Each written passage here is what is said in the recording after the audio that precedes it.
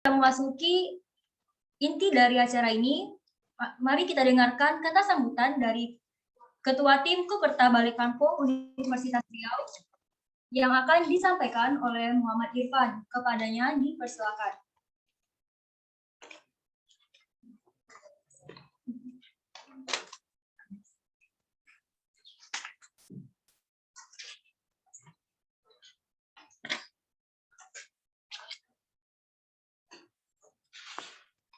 Assalamualaikum warahmatullahi wabarakatuh.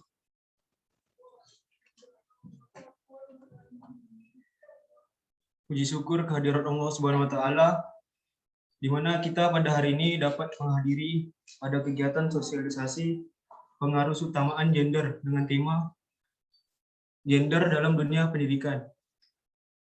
Salawat berserta salam marilah kita hantarkan kepada Nabi SAW dengan melafazkan Allahumma sholli ala Sayyidina Muhammad wa ala ali Sayyidina Muhammad. Yang terhormat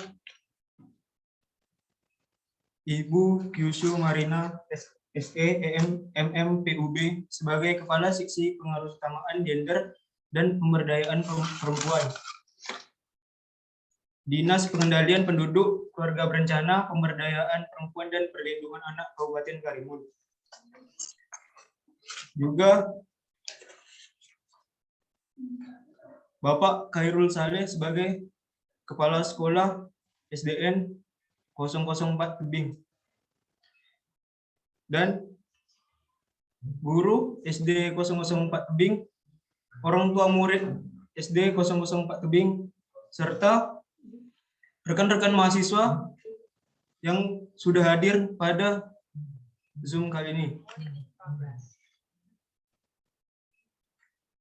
Baiklah, sini saya akan menyampaikan gambaran umum mengenai sosialisasi pengaruh utamaan gender ini. Di sini kita membicarakan tentang konsep gender dalam pengasuhan pembelajaran, pembagian sifat atau perilaku,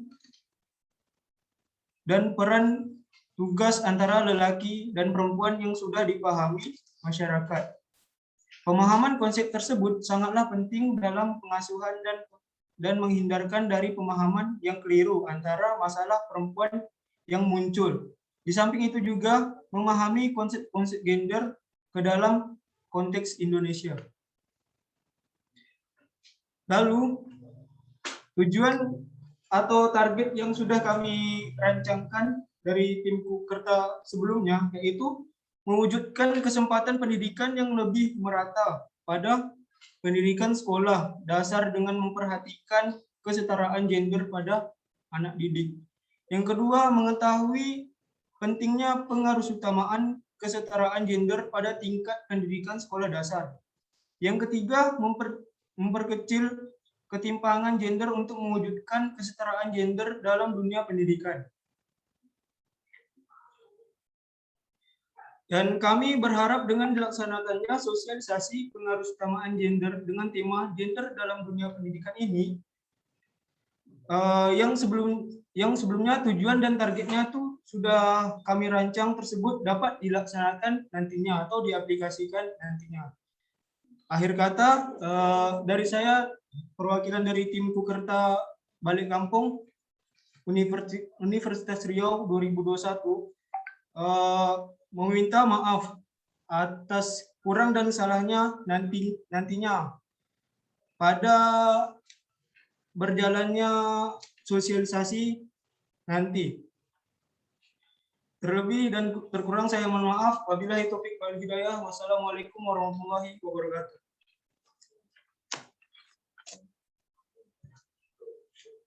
Baiklah, terima kasih kepada Muhammad Irfan Rusadi atas kata sambutan yang telah diberikan. Gender dalam dunia pendidikan tidak lepas dari pengasuhan dan pembelajaran yang diimplementasikan di sekolah-sekolah. Pembelajaran dapat dilakukan dengan berbasis gender dari aspek-aspek perkembangan anak, diantaranya adalah aspek motorik, aspek sosial emosi, aspek seni, dan lain sebagainya. Nah, untuk mengetahui lebih lanjut tentang gender di dunia pendidikan, kita akan membahasnya bersama Ibu Kyushu Marina SEMM PUB. Tak kenal maka tak sayang, maka izinkanlah saya menyampaikan CV singkat dari beliau. Beliau merupakan lulusan manajemen publik dari Universitas Teknologi Surabaya dan sekarang menjabat sebagai Kepala Seksi Pengarusamaan Gender dan Pemberdayaan Perempuan. Wow, luar biasa kan? Nah, kalau begitu langsung saja kita persilakan kepada Ibu untuk memaparkan materinya. Kepada Ibu dipersilakan.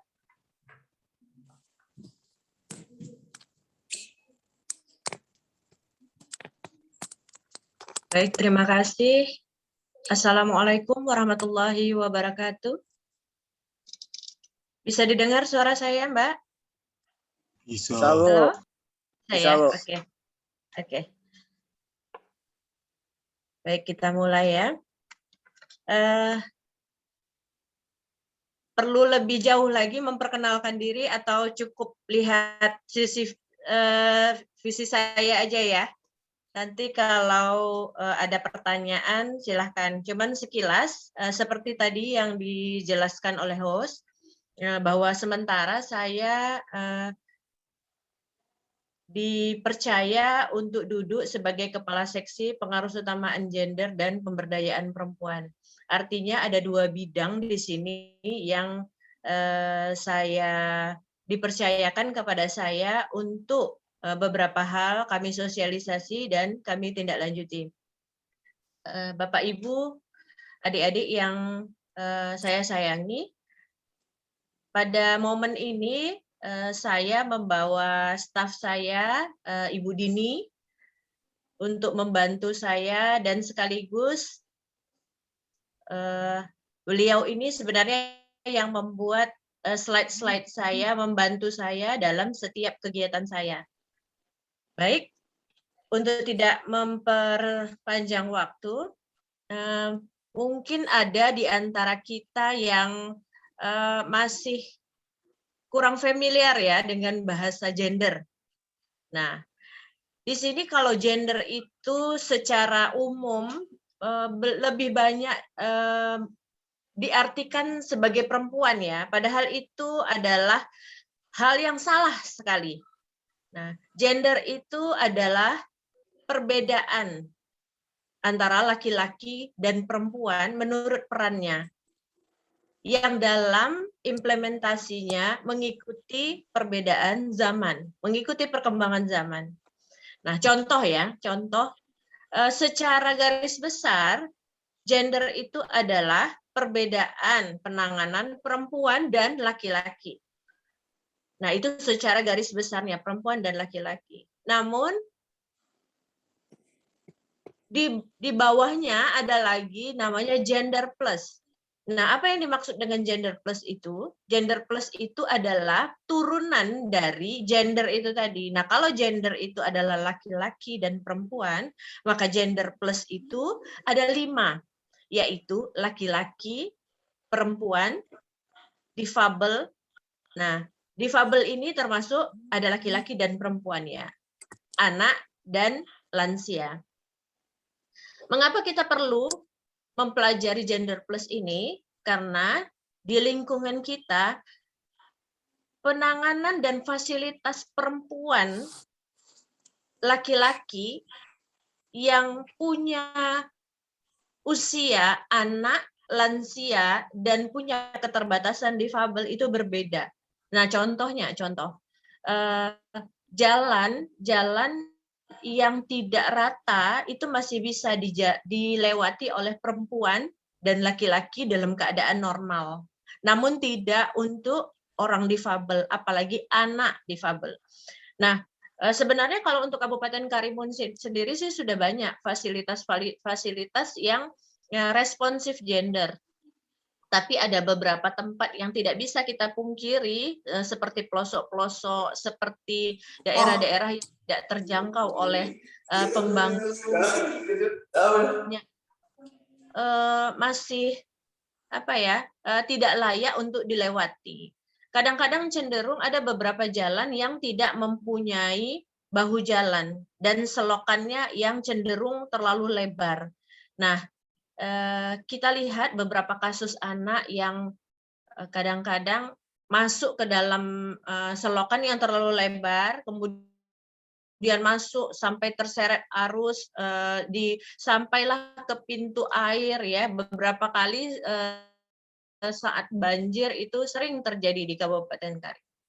Nah, itulah kenapa pemerintah menginisiasi program pengarus utamaan gender agar tadi 5 gender plus ini mendapatkan fasilitas yang memang membuat mereka nyaman untuk melakukan aktivitas.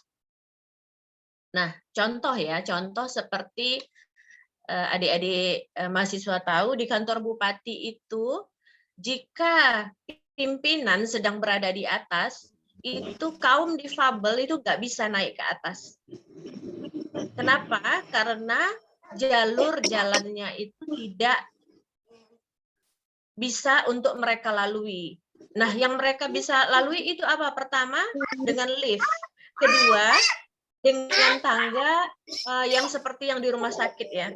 Maka di dalam buku profil di dalam perda gender ini tertulis di situ ada alat ukur yang namanya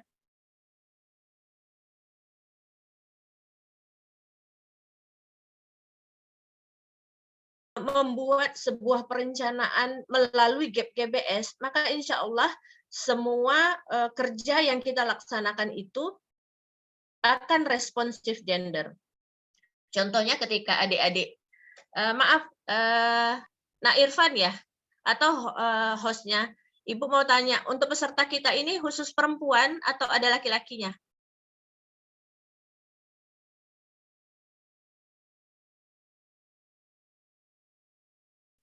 Ya? Umum, Bu. Laki-laki dan perempuan.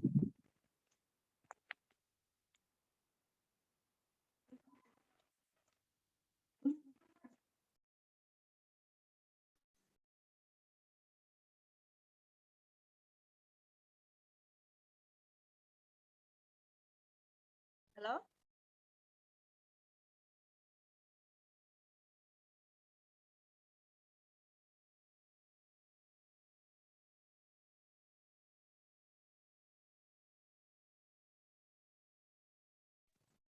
Mohon maaf sebelumnya, sepertinya ada kendala jaringan oleh pemateri. Udah, gimana? Pada Ibu bisa diulangi kembali, Bu.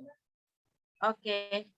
Saya mau nanya audiensnya, apakah ada audiens yang laki-laki dari wali murid?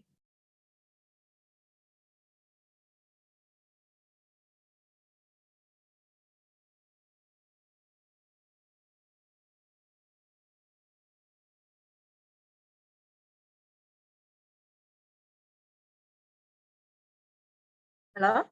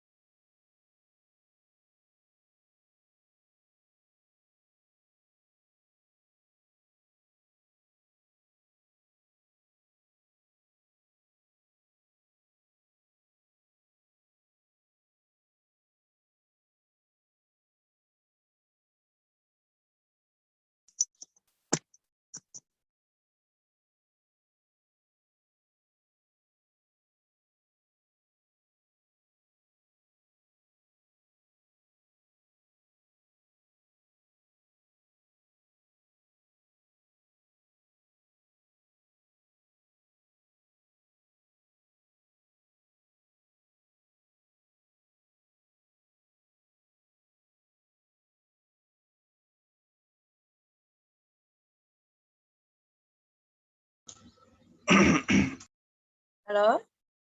Ya? Halo, Bisa Bu. didengar? Halo. Bisa, Ya. Bu. Bisa, Bu. Oh iya. Jaringan ya?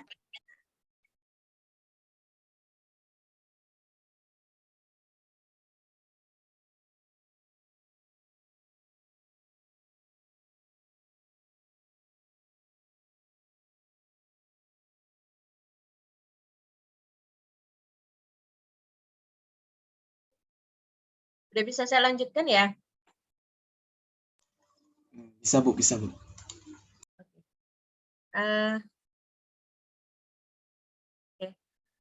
Jadi wali muridnya tadi ada yang laki-laki nggak?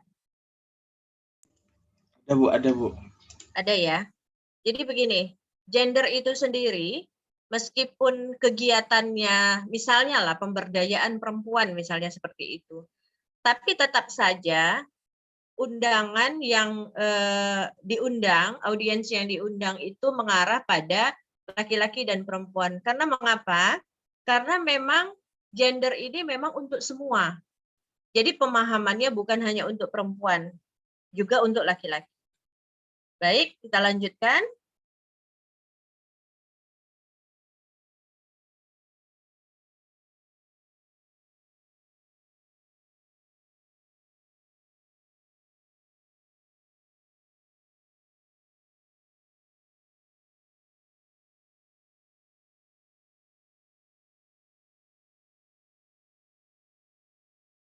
Nah, ini ya. Kalau kita lihat pada slide, itu ada kelompok anak. Dari mulai 0 sampai 1 tahun, 2 sampai 3 tahun, kemudian 4 sampai 6 tahun, dan 6 sampai dengan 12 tahun. Ya. Nah, masing-masing usia ini punya kelompok penalaran yang berbeda. Seperti usia 0 sampai 1 itu mempelajari keterampilan motorik. Nah, artinya mungkin di dalam, mungkin kita pernah lihat ya, anak-anak umur 0 sampai 1 tahun diberikan sesuatu untuk digenggam. Nah, biasanya alat motorik itu ada di tangannya ya. Nah, apakah dia bisa menggenggam, merasakan lembut, keras, atau sakit. Kemudian mempelajari keterampilan menggunakan panca indera. Mendengar. Nah, kalau kita lihat anak umur segitu dibeliin kerincing sama ibunya, sama bapaknya ya. Kemudian mempelajari komunikasi sosial, melihat gerakan ibunya, diberikan air susu. Nah, seperti itu. Nah, untuk usia 2 sampai 3 tahun itu berbeda lagi, 4 sampai 6 tahun berbeda lagi, dan begitu juga sampai umur 12 tahun. Dan kalau menurut Undang-Undang Perlindungan Anak itu sampai dengan umur 18 tahun. 8,01 detik itu baru masuk anak dewasa. Ya, baik, next.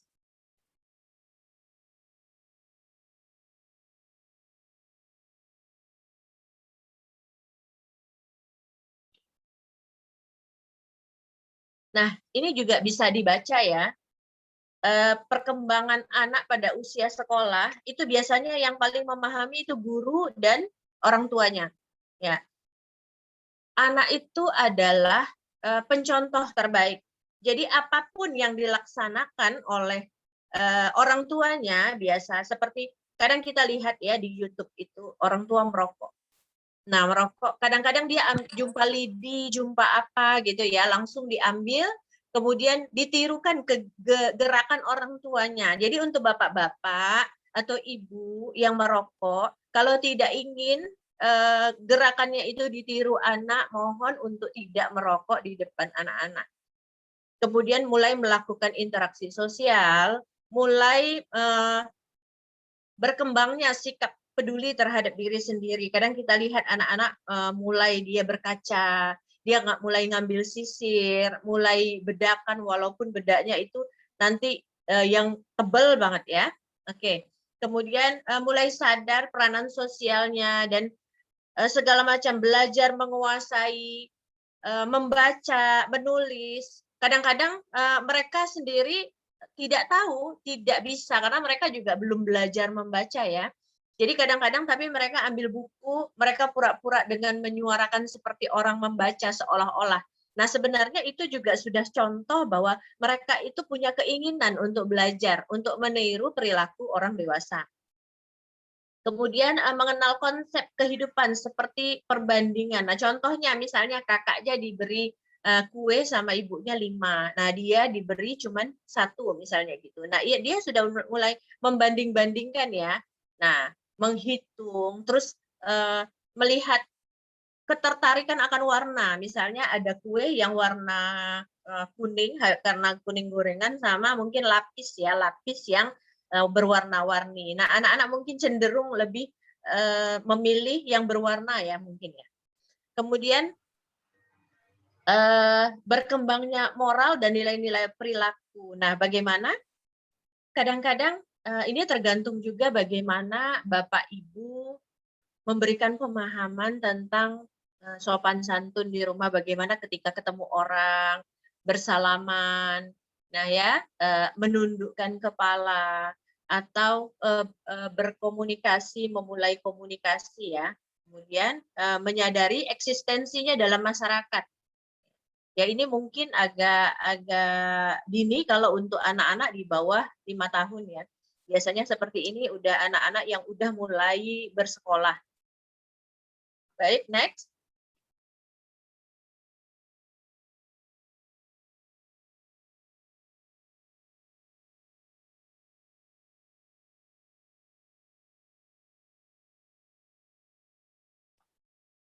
Ya, kita lanjutkan lagi.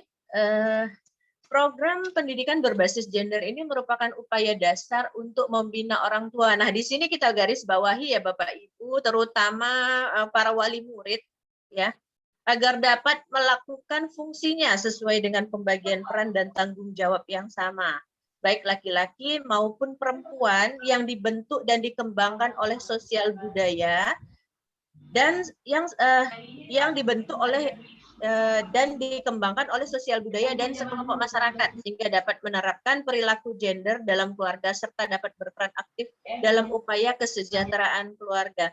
Nah, Bapak Ibu, di sini saya tekankan bahwa gender itu memang membagi ya perempuan dan anak laki-laki menjadi dua fasilitas ya, dua fasilitas.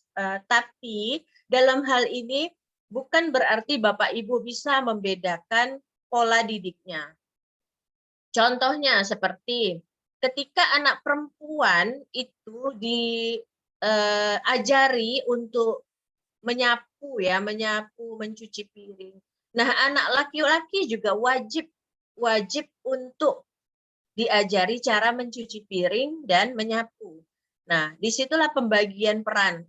Nah, kalaupun misalnya Bapak Ibu sudah membagi peran, misalnya si kakak yang perempuan mencuci piring, nah si adik menyapu, ya tidak jadi masalah ketika satu hari itu di rolling, diganti, agar masing-masing anak juga tidak merasa bahwa oh ternyata nyapu itu cuma tugasnya laki-laki. Nah, cuci piring itu cuma tugasnya perempuan. Nah, tidak seperti itu jadinya. Jadi suatu saat bisa di rolling. Next.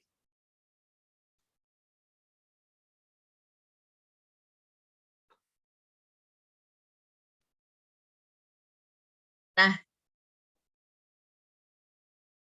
jadi ada beberapa faktor yang mempengaruhi relasi gender antara laki-laki dan perempuan. Nah, contohnya begini ya.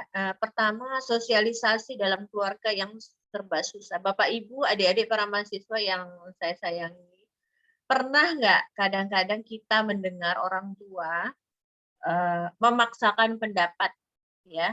Kadang-kadang kamu harus begini, kamu harus begitu. Nah, gitu.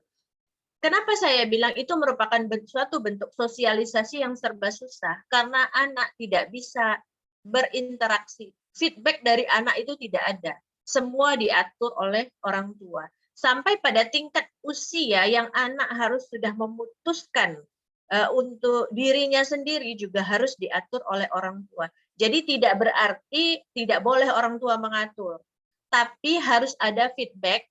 Nah, kalau memang orang tua, Bapak Ibu,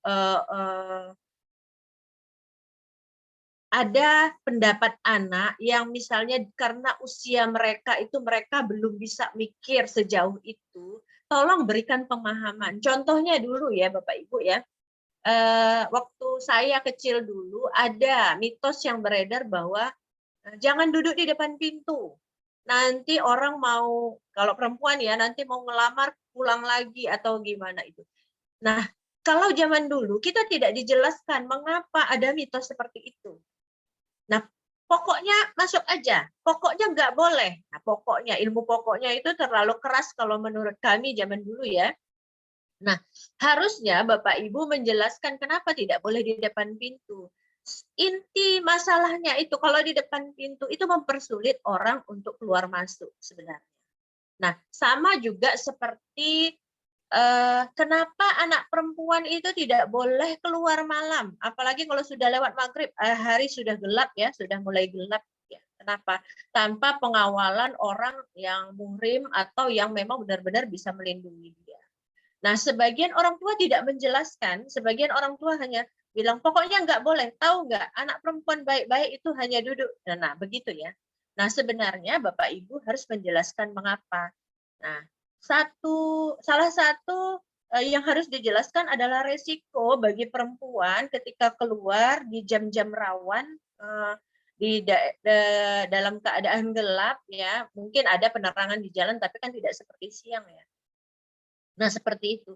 Nah, dalam keadaan rawan dan dalam kondisi perempuan yang rentan, tidak kuat melawan kejahatan di jalanan, nah itu akan merugikan mereka. Nah, andainya itu diberi pemahaman dan anak-anak mengerti, saya yakin tidak perlu berdebat ketika hari sudah mulai malam, pasti anak-anak sudah masuk ke dalam rumah.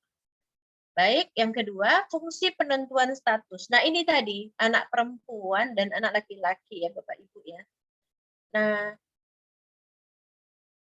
kodrat perempuan ya, kodrat perempuan menurut keyakinan kita sebagai umat Islam ya, itu hanya 4 ya kodrat perempuan itu. Apa itu? Pertama adalah menstruasi. Kedua, hamil. Ketiga, melahirkan, dan keempat, menyusui. Jadi cuci piring, menyapu, kemudian berdandan itu bukan kodrat perempuan. Laki-laki juga bisa berdandan dengan disesuaikan dengan dandanan laki-laki ya. Perempuan boleh mencuci baju, kenapa laki-laki tidak? Dan itu bukan kodrat. Tolong digarisbawahi, itu bukan kodrat. Nah, anak laki-laki juga boleh. Nah, Bapak Ibu coba bayangkan sekarang kalau Bapak Ibu cuma punya anak laki-laki. Nah, si ibu bakal kerja sendiri di rumah, tidak ada yang membantu. Tidak ada anak-anak yang bakal membantu jika pola pikirnya seperti itu. Maka fungsi penentuan status juga harus Bapak Ibu pelajari. Nah, yang kedua, misalnya pasal penentuan pakaian, ya, pakaian. Kita untuk budaya Timur itu perempuan cenderung memakai rok atau kulot ya, kulot. Atau kalaupun celana panjang itu tidak berbeda ya celana panjangnya dengan laki-laki. Nah, itu penentuan fungsi juga harus Bapak Ibu. Nah, mungkin sedikit agak ditekankan bahwa laki-laki itu cenderung menjadi penentu ya. Final decision-nya biasanya pada laki-laki. Nah, tapi lihat lagi fungsi mereka, permasalahan apa yang sedang dibicarakan. Bukan berarti perempuan tidak bisa. Nah, kemudian yang ketiga, faktor keluarga. Bapak Ibu, seringkali kita di masing-masing rumah sekarang ya punya TV itu lebih dari satu, sehingga kadang-kadang kita Bapak Ibu nonton TV sendiri, anaknya nonton TV sendiri. Kalau saya secara pribadi kamar anak itu dari dulu saya tidak izinkan ada TV ya. Kenapa? Nah, karena saya berharap anak-anak cuman berkumpul untuk nonton TV di 2 ruangan. Pertama di living room, di ruang keluarga, kemudian yang kedua di kamar orang tua. Kenapa? Karena banyak pengaruh-pengaruh negatif, banyak permasalahan-permasalahan yang Bapak Ibu harus jelaskan kepada anak. Ini ibu-ibu yang suka nonton ini ya, sinetron ya, saya nggak hafal itu sinetron-sinetron yang lagi booming sekarang. Sebenarnya secara psikologis, film-film itu mempengaruhi psikologis anak. Nah, ada yang menangis. Ibu sendiri bayangkan ketika mereka menangis, ada permasalahan di dalam sinetron yang membuat sedih, pasti ibu-ibu akan ikut sedih juga. Kadang cenderung menangis ya Ibu ya. Cenderung menangis. Mungkin bapak-bapak juga ada yang seperti itu. Dan itu akan memacu adrenalinnya ya, memacu emosi anak-anak. Nah, disitulah peran Bapak Ibu. Bukan nggak boleh nonton, silahkan. tapi juga menjelaskan. Nah, sambil menonton, sambil menjelaskan. Nah, disinilah keterikatan keluarga ya. Momen-momen penting dalam keluarga itu biasanya ada dalam momen Lebaran, terus berbuka puasa, berpuasa, itu biasanya ya. Momen-momen yang memang diatur dalam agama yang sebenarnya tujuannya adalah untuk mempererat. Nah, ketika anak punya masalah, coba biasakan mereka untuk tidak curhat kepada orang lain, dan Bapak Ibu jangan bersikap seperti hakim, jangan menghakimi. Nah, jangan dulu sebagai komentator, dengarkan permasalahan mereka dulu, lalu duduklah sebagai mereka. Mungkin ketika Bapak Ibu mendengarkan permasalahan itu, memikir permasalahan itu dalam usia Bapak Ibu sekarang, mungkin implementasinya, pelaksanaannya akan berbeda. Coba duduk seperti mereka. Coba merasakan apa yang mereka rasakan. Lalu baru Bapak Ibu boleh mengeluarkan pendapat yang memberikan solusi pada mereka. Kemudian faktor nilai sosial budaya. Bapak Ibu, adik-adik yang saya sayangi,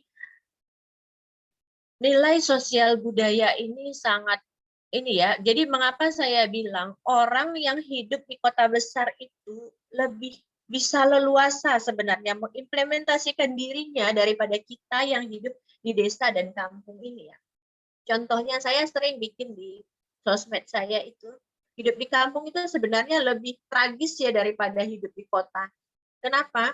Ketika kita miskin ya, ketika kita terus mengeluh, yaitu yang ada cacian, makian, dan kemudian statement-statement yang salah yang makin menenggelamkan kita, itu kebanyakan ya. Jarang kita punya teman atau relasi yang mendukung kita.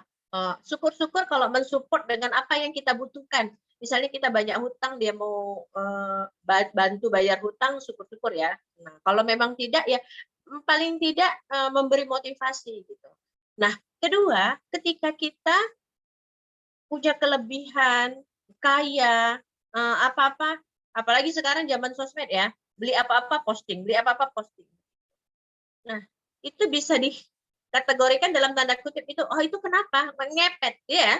Nah, itu ya dalam tanda kutip. Nah, pikiran masyarakat itu tidak bisa kita bawa sesuai dengan apa yang kita inginkan gitu. Ayolah, kalau aku lagi sedih, kasihanlah dengan aku. Kalau aku lagi bahagia, ayo puji aku gitu ya. Kita nggak bisa seperti itu. Tapi budayanya memang seperti itu. Nah, kita lihat di YouTube itu sering ya ada perkalian antara 1 kali 1 1, 1 kali 2 2. Begitu yang nomor 7 kita bikin salah, mata setiap orang itu tertuju hanya pada nomor 7.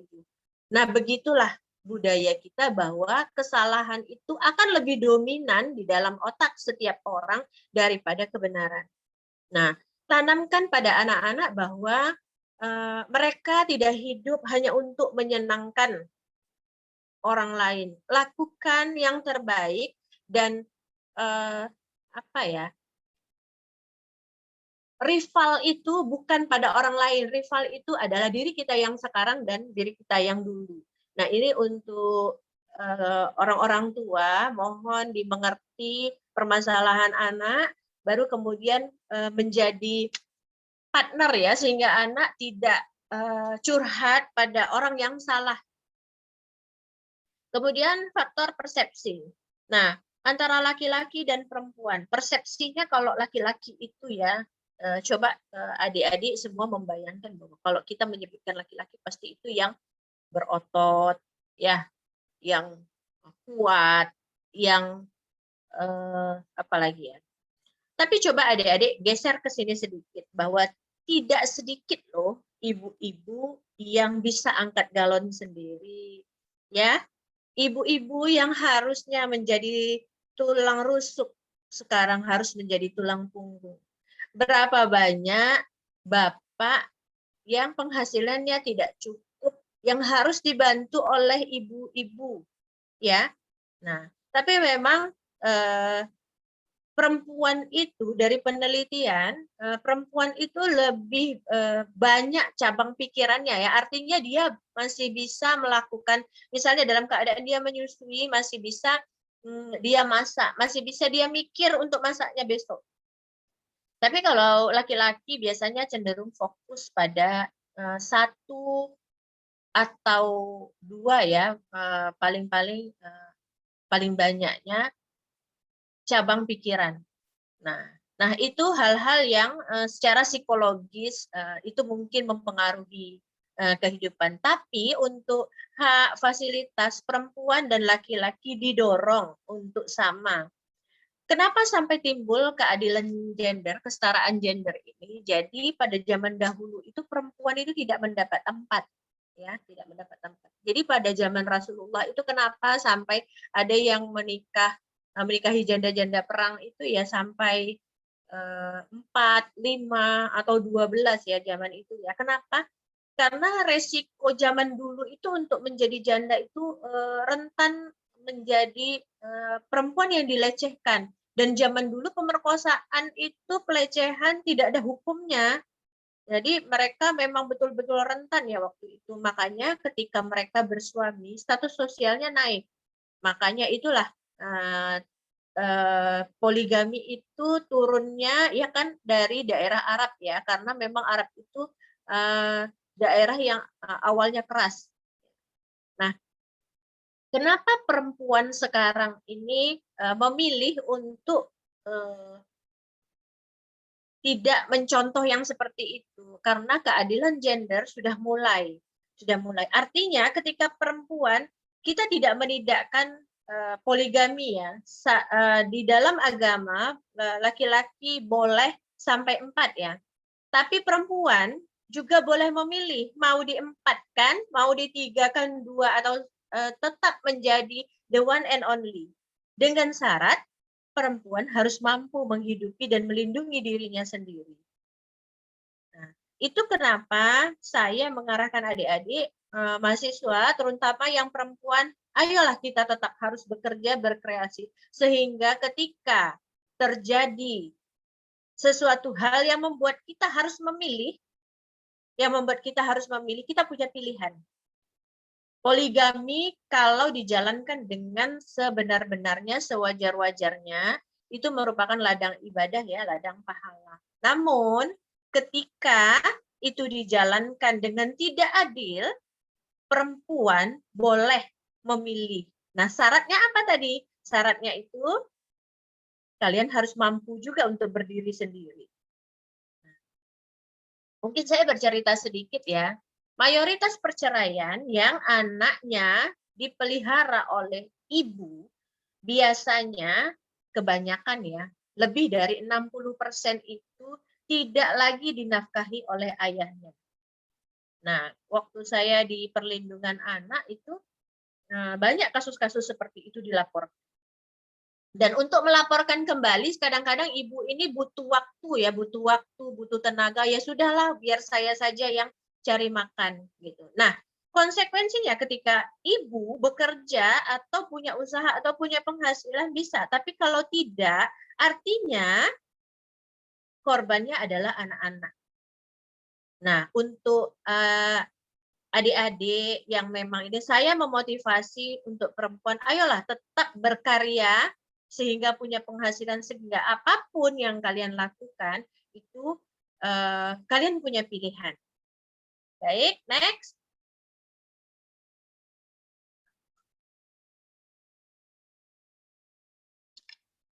Nah, ini. Mengapa kesetaraan gender pada anak sangat penting? Saya lemparkan dulu nih kayaknya nih kepada adik-adik. Ada nggak kira-kira yang bisa jawab?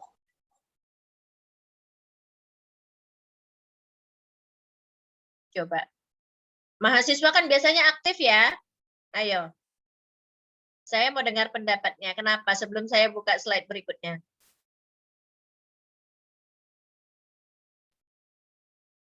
Saya lempar dulu nih, kenapa kesetaraan gender pada anak itu penting?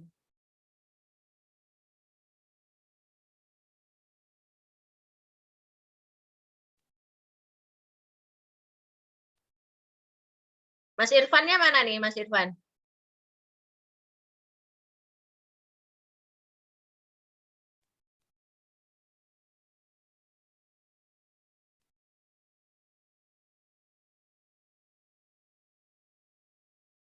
Coba nih, yang apa menyeru-nyeru gender dari kemarin ini.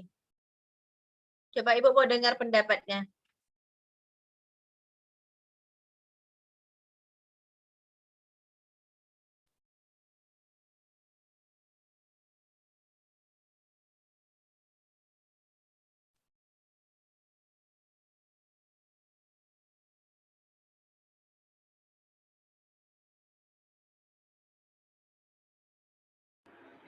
Saya ingin menjawab. Ya, namanya siapa? Nurul Hamidah, Bu. Ya, Nurul. Gimana, Nurul? Gimana?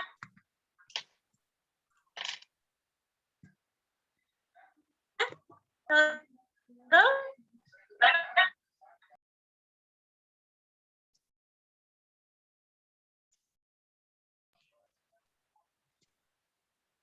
Kesetaraan gender itu penting, Bu, kalau untuk perkembangan. Jadi di masyarakat itu ada namanya keseimbangan antara perempuan dan laki-laki. Jadi tidak hanya laki-laki yang lebih dominan, tetapi perempuan juga bisa bekerja sama dengan laki-laki sehingga suatu pekerjaan itu lebih optimal, Bu. Baik, kalau Nurul ya, Ibu panggil ya, Nurul. Menurut Nurul, kenapa penerapan itu harus dimulai dari anak, usia anak? Karena usia anak ini adalah usia dasar sehingga mereka itu, lebih tepatnya mereka itu adalah usia emas yang dimana orang tua itu melakukan sesuatu dan mereka meniru, sehingga apapun yang dilakukan pada usia anak itu akan menjadi cerminan untuk dirinya di masa depan, sehingga pola pikir yang diterapkan pada usia dasar itu lebih penting, sehingga karakter itu terbentuk dari dasarnya gitu, Bu. Baik, terima kasih Nurul. Ya, artinya kalau saya tangkap ya, beberapa adik-adik mahasiswa ini sudah mulai memahami kenapa kesetaraan gender itu harus dimulai dari anak. Cuman nanti saya tambahkan lagi. Oke, next. Kita buka slide-nya. Oke ya.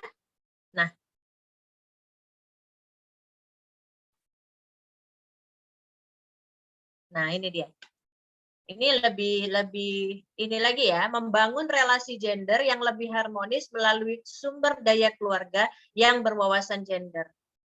Jadi yang gender itu dulu harusnya, yang punya wawasan gender itu harusnya dulu orang tua dulu. Orang tua dulu yang harus berwawasan gender. Nah, coba sekarang adik-adik mahasiswa, kalau mau menguji seorang pejabat pemerintah itu sudah memahami gender atau belum, coba tanya beliau. Di sini ada Pak Lurah ya, ada Pak Lurah. Coba tanya Pak Lurah. Pak, udah ngerti belum tentang gender? Karena pemberdayaan perempuan itu sudah hadir dari 2012 ya di Kabupaten Karimun dan sudah ada perdanya. Nah, sehingga tidak ada lagi alasan untuk sebenarnya bapak-bapak dan ibu-ibu tidak paham tentang gender. Nah, kita turun lagi kepada Bapak Ibu wali murid atau mungkin beberapa belum pernah mendapat sosialisasi, tapi selama sekian belas tahun pemberdayaan perempuan sudah mengannouncekan gender di mana-mana. Nah, kenapa kita announcekan gender untuk para orang tua, terutama mahasiswa? Pertama, untuk orang tua, kenapa? Karena orang tua ini garda terdepan ya. Mereka yang paling dekat dengan anak. Begitu cepat lahir, mereka lah yang membentuk anak ini. Nah, kemudian yang kedua, kenapa harus mahasiswa? Karena mahasiswa inilah calon-calon orang tua. Sudah mendekati mau jadi bapak-bapak, sudah mendekati mau jadi ibu-ibu. Nah, selanjutnya mengatasi masalah-masalah. Nah, ketika sudah paham, Bapak Ibu sudah paham, ASN-nya sudah paham, Bapak Ibu pejabatnya sudah paham, mahasiswanya sudah paham, lebih mudah ya menerapkannya kepada masyarakat. Kadang-kadang seringkali kita kesenjangan gender itu juga ada pada kaum difabel. Nah, kalau contohnya kami sendiri sebagai pemerintah daerah itu masih banyak fasilitas yang kurang untuk orang yang punya fasilitas gender ya. Nah, kadang-kadang mereka mau menemui pejabat yang di kantor kelurahan, kecamatan, apalagi kantor bupati itu tidak punya akses untuk naik, untuk jalan gitu. Kalau dibantu ya, kalau dibantu bisa. Tapi kalau untuk mereka sendiri untuk datang susah, sulit. Kemudian adik-adik mahasiswa mungkin melihat beberapa teman-teman kita yang difabel itu minim sekali kesempatan mereka untuk bisa kuliah seperti kita orang normal ya pada umumnya ya. Nah, sebenarnya kalian inilah yang harusnya mencetuskan, oh kami punya teman difabel yang tidak bisa. Coba sesekali bikin program apa sih yang dibutuhkan oleh kampus untuk bisa memfasilitasi kaum difabel untuk bisa seperti kami ikut. Nah, ini hanya masukan saya. Coba nanti ke depan, apalagi ini untuk prodi pendidikan ya. Nah, kalau bisa bikinlah sebuah program yang menciptakan sebuah fasilitas untuk memfasilitasi teman-teman kita yang difabel itu karena termasuk untuk pengaruh utamaan gender juga. Baik, selanjutnya adalah perubahan gradual terhadap belenggu budaya yang merugikan laki-laki maupun perempuan dalam menuntut pendidikan formal. Di zaman tahun-tahun 60-an ya, 60-an, 70-an, itu anak perempuan itu cukup paling tinggi tamatnya SMP. Paling tinggi tamatnya dulu SMP. Kenapa? Karena pola pikir waktu itu tuh anak SMP udah paling-paling dinikahin, kemudian nah itu tadi yang menjadikan cuci piring, nyapu, pekerjaan di rumah itu sebagai kodrat. Ya, sehingga anak laki-laki. Nah, dampak yang kita terima adalah sekarang ini. Dari catatan kami ya, banyak pengaduan-pengaduan kekerasan terhadap perempuan dalam rumah tangga itu termasuk paling tinggi kekerasan ekonomi, di mana seorang perempuan biasanya yang harusnya menjadi tulang rusuk ya, menjadi tulang punggung. Tidak sedikit penghasilan perempuan itu, penghasilan istri itu yang lebih besar dari penghasilan suami. Oke, kalau masalah penghasilan itu masalah rezeki. Ketika dua manusia menikah itu pintu rezeki itu tidak berpintu ya, jadi bisa lewat suami atau lewat istri. Nah, saya dulu pernah tahun 2018 ya ada sosialisasi juga, ada acara waktu itu di Tanjung Batu. Saya ditanya, di sana mayoritas itu laki-lakinya ngojek. Nah, ada ibu-ibu bertanya, Bu, kalau suami sudah bekerja tapi tidak mampu mencukupi itu bagaimana? Kalau nggak salah saya ibunya itu seorang guru ya. Nah, tidak mampu. Nah, jawaban saya begini, saya tidak tahu karena saya di luar ya, apakah suami ibu tidak mampu, ataukah usahanya kurang maksimal. Nah, yang perlu ibu lihat, jam berapa dia bangun. Sholat subuhnya jam berapa. Kemudian, dia mulai ngojek itu jam berapa. Maaf, kalau ngojeknya jam 10, itu bukan lagi tidak cukup, tapi usahanya kurang maksimal. Jam 10 itu ibu-ibu yang tadinya pagi-pagi udah ngojek ke pasar, itu sekarang udah waktunya istirahat tidur di rumah, jadi nggak ada lagi yang ngojek. Nah, jadi ibu-ibulah yang paling tahu apakah itu usaha sudah maksimal atau tidak. Nah, kemudian ada beberapa pertanyaan lagi ketika saya sering di inbox atau melalui sosmed lain gitu ya. Ketika penghasilan suami lebih kecil daripada penghasilan istri. Nah, itulah tadi. kalau udah namanya suami istri, mau itu terikat karena perjodohan atau itu memang suka sama suka, nah ketika mereka sudah saling bersama berarti komitmen ya, komitmen bahwa Bapak Ibu memang berapapun penghasilan itu dikolaborasikan bersama untuk anak-anak ya, untuk keperluan rumah tangga. Namun demikian ada beberapa hal yang harus dicatat oleh terutama bapak-bapak ya, bahwa yang namanya kebutuhan itu berfluktuasi, ada beberapa hal yang memang tidak tercover. Nah, ketika ibu sudah melakukan segala pekerjaan di rumah dan bisa juga membantu penghasilan bapak, nah itu memang sesuatu yang istimewa ya, harus diapresiasi yang seperti itu. Kemudian next.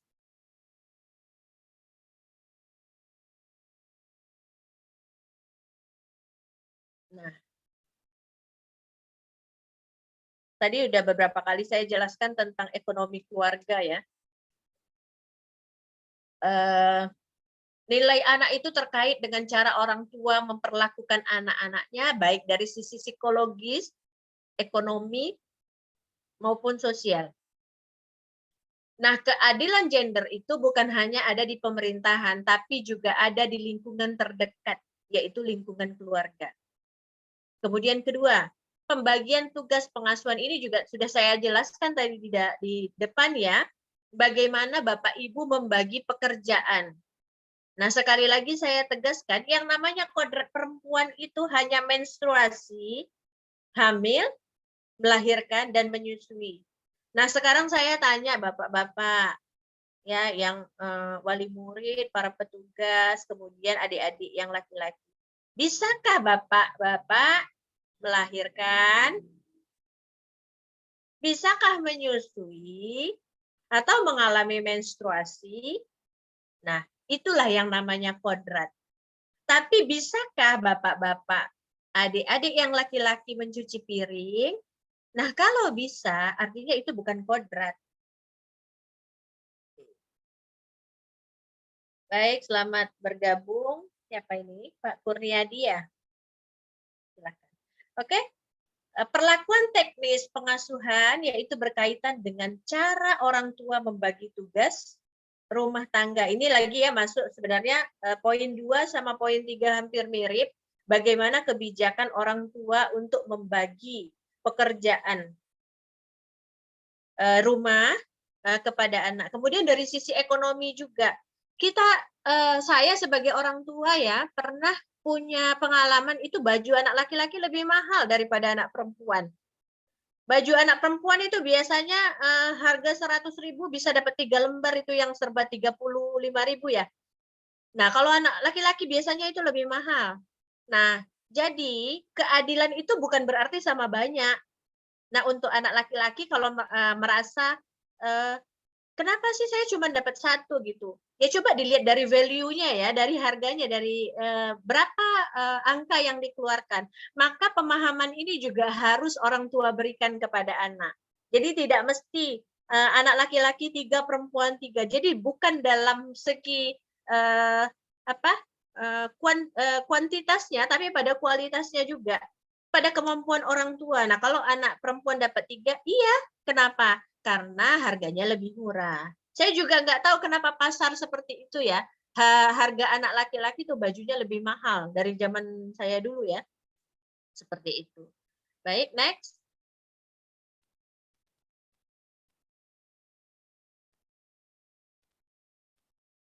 Nah, harapan tentang masa depan. Ini penting Bapak Ibu, para adik mahasiswa juga punya skill untuk bercerita kepada anak-anak itu penting.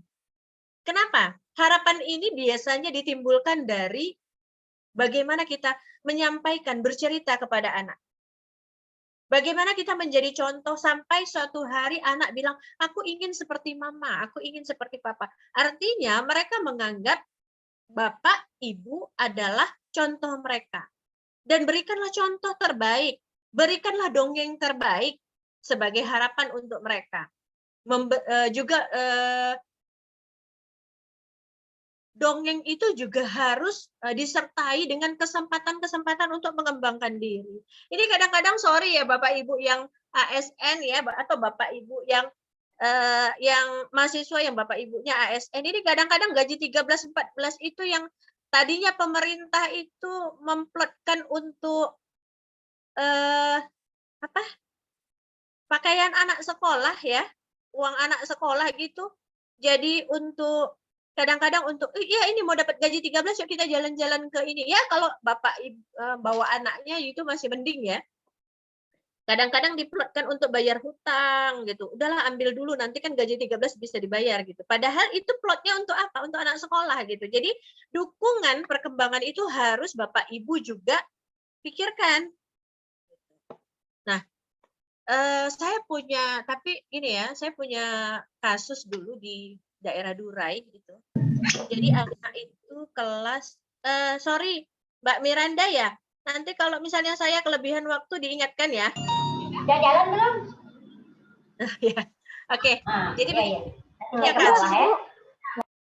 Jadi seorang anak waktu itu dia kelas 2 SMA. Kelas 2 SMA. Saya diundang sama Polsek untuk menangani satu kasus.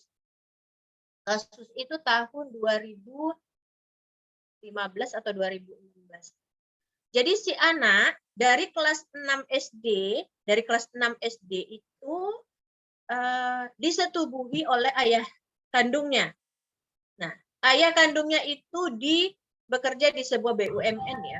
Dan saya pikir untuk seorang laki-laki yang di BUMN itu mereka sudah sudah tahu nanti saya nanya ini ya. Punya wawasan ya, punya wawasan yang baik ya, punya wawasan yang bagus kalau menurut saya. Jadi dia harus tahu perempuan mana yang harus ditidurin dia, perempuan mana yang harus dilindungi ya, sebenarnya seperti itu. Nah, jadi dari kelas 6 SD sampai dengan kelas 2 SMA, itu si anak terpaksa terus melayani orang tuanya, yang laki-laki, tanpa sepengetahuan ibunya. Maaf, ibunya juga waktu itu seorang ASN. Nah, saya juga bingung di mana perilaku ayah itu sampai tidak tercium dalam waktu sekian tahun ya. Berapa tahun itu? 5 tahun, 6 tahun ya. Dari dia kelas 6 SD sampai dengan kelas 1 SMA. Nah, kenapa seperti itu gitu ya? Nah, tugas kami pemberdayaan perempuan waktu itu adalah mengasesmen anak, apa saja yang dia butuhkan. Nah, ternyata dalam perjalanan si ibu saking sayangnya dengan anaknya, ya udah apa yang kata anaknya aja gitu ya, apa kata, tapi tidak pernah mendengarkan keluhan anaknya gitu. Karena apa? Ibunya takut sama ayahnya. Nah, ayah ini lebih dominan ya. Ayah itu lebih dominan. Dan ayahnya ketika setelah menyetubuhi, sorry ya ini udah mahasiswa semua ya. Jadi ketika menyetubuhi anaknya itu sering mengancam. Jadi kalau misalnya sampai ngomong sama ibunya, nanti ibunya akan sedih nanti. Jadi anaknya seperti didoktrin seperti itu. Nah, jadi yang paling parah terjadi dampak psikologis yang fantastis terhadap anaknya. Jadi si anak akhirnya karena saking kagum dengan bapak dan ibunya, anak itu menganggap bahwa ayahnya ini benar. Dia mindsetnya begini, dia ditidurin itu karena lambang kasih sayang bapaknya. Gitu. Saking sayang bapaknya sama anaknya ini. Nah, lebih parahnya lagi karena mindset itu ada di kepalanya, akhirnya dia berhubungan seks dengan teman-temannya yang katanya menyayangi dia. Nah, kalau di daerah Durai itu kan nggak ada ini ya, nggak ada hotel ya, nggak ada ini ya, nggak ada penginapan atau tempat untuk mereka melakukan aktivitas itu. Akhirnya dia melakukan aktivitas itu dengan teman-teman yang memanfaatkan dia itu di hutan-hutan karet. Nah, melakukan seperti itu. Nah, Bapak Ibu hati-hati, bahwa kelakuan Bapak Ibu itu bisa dicontoh diam-diam sampai dia berusia dewasa.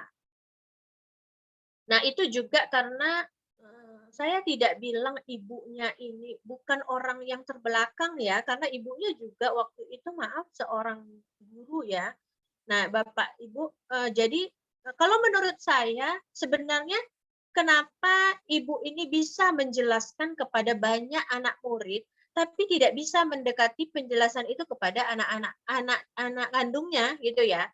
Nah, mungkin anak ini tahu ketika melakukan itu salah, tapi dia tidak, kebanyakan anak ini tidak tahu dampaknya. Bahwa ketika seorang anak sudah punya status sebagai, sudah melahirkan anak yang melahirkan anak, maka beberapa haknya akan hilang. Nah, itu sebenarnya yang harus, jadi kenapa setiap akan menikah itu ada penataran dulu ya, ada penataran. Nah, sebenarnya agak terlambat kalau menurut saya penataran pranikah itu seminggu atau sebulan sebelum nikah. Seharusnya di usia adik-adik ini ya sekarang ya, atau usia SMP lebih baik lagi. Karena sudah mulai nalar, sudah alat reproduksi udah mulai bisa menghasilkan. Jadi kalau berhubungan, kalau dalam keadaan subur sudah bisa ini ya, sudah bisa hamil gitu ya. Jadi pemahaman itu. Jadi untuk zaman kami dulu ya tahun 60, 70, 80 itu seks education itu sangat tabu. Tapi kalau sekarang memang harus dijelaskan sedetil-detilnya sampai pada tahap risiko yang harus dihadapi. Baik, kemudian nomor 5, pengambilan keputusan, yaitu pembagian wewenang antara ayah dan ibu dalam proses pengambilan keputusan. Tadi di depan sudah sempat saya singgung bahwa kadang-kadang orang tua ini minim polling. Jadi harusnya ketika anaknya 3, coba tanya yang satu, mau kemana? Ke Coastal atau ke mana? Tamara misalnya gitu kan. Nah, polling itu. Jadi harusnya membiasakan demokrasi itu dari kecil ya, dari keluarga.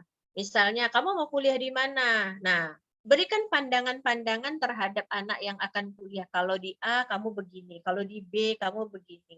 Kamu mau pakai baju apa lebaran ini? Nah, kalau warna biru misalnya, kenapa tidak boleh warna biru? Tahun kemarin kita udah biru, nah gitu. Biasakan komunikasi untuk proses pengambilan keputusan, dan ayah dan ibu, adik-adik mahasiswa, kalau kalian besok jadi ayah dan ibu, nah coba dengarkan. Dengarkan bukan berarti menuruti ya. Nah, contoh lagi satu, kadang-kadang ada orang tua yang saking sayangnya dengan anaknya gitu ya. Kalau misalnya anaknya mulai nangis gitu, ya udah mulai. Misalnya mau, kadang-kadang yang ditangisi itu mangganya tetangga. Nah, nangis tuh minta mangganya tetangga. Nah, ya udah dengan pasrah bapaknya itu manjat, sementara tetangganya lagi pergi nih seminggu belum pulang gitu, dipanjat lah itu, diambilkan gitu ya. Nah, sebenarnya caranya bukan seperti itu gitu ya. Lebih baik bapaknya pergi ke pasar beli mangga daripada harus ngambilin itu.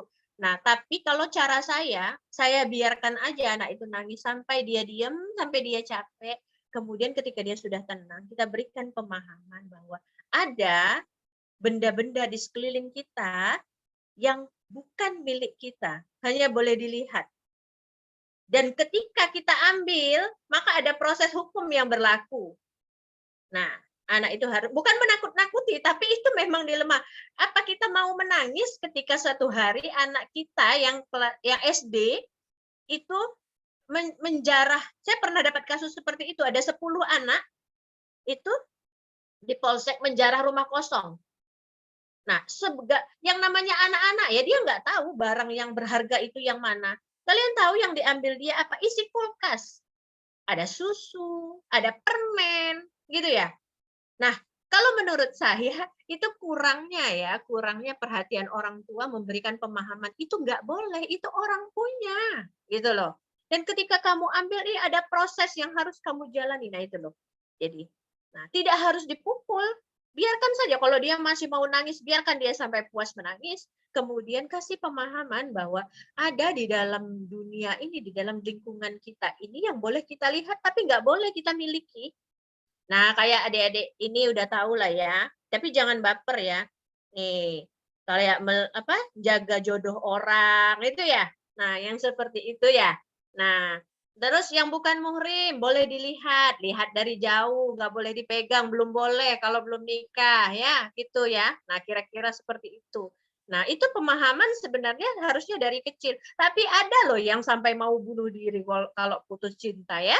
Nah, ada yang seperti itu tuh. Karena Ibu juga pernah beberapa kali dapat kasus yang seperti itu. Gitu. Ada yang udah kadung hamil. Nah, untuk adik-adik yang perempuan itu pentingnya menjaga harga diri melalui keperawanan. Nah, sorry ya, ini Ibu ke sana kenapa? Itu segel ya. Itu segel. Nah, tapi kalau memang sudah terlanjur dengan beberapa hal yang kalian bisa pertanggungjawabkan, misalnya ada alasan medis jatuh dari sepeda kan ada yang seperti itu atau memang ada kelainan ini ya. Nah, biasanya kalau seperti itu harus dilaporkan ke dokter, nanti dapat surat.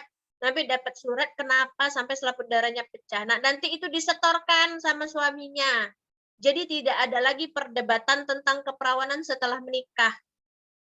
Nah, itu. Nah, jadi memang parenting itu harus dimulai dari usia dini ya, agar jangan sudah terlanjur nanti ya, yang sudah terlanjur ya sudahlah mau gimana lagi gitu ya, nggak mungkin kembali lagi kan.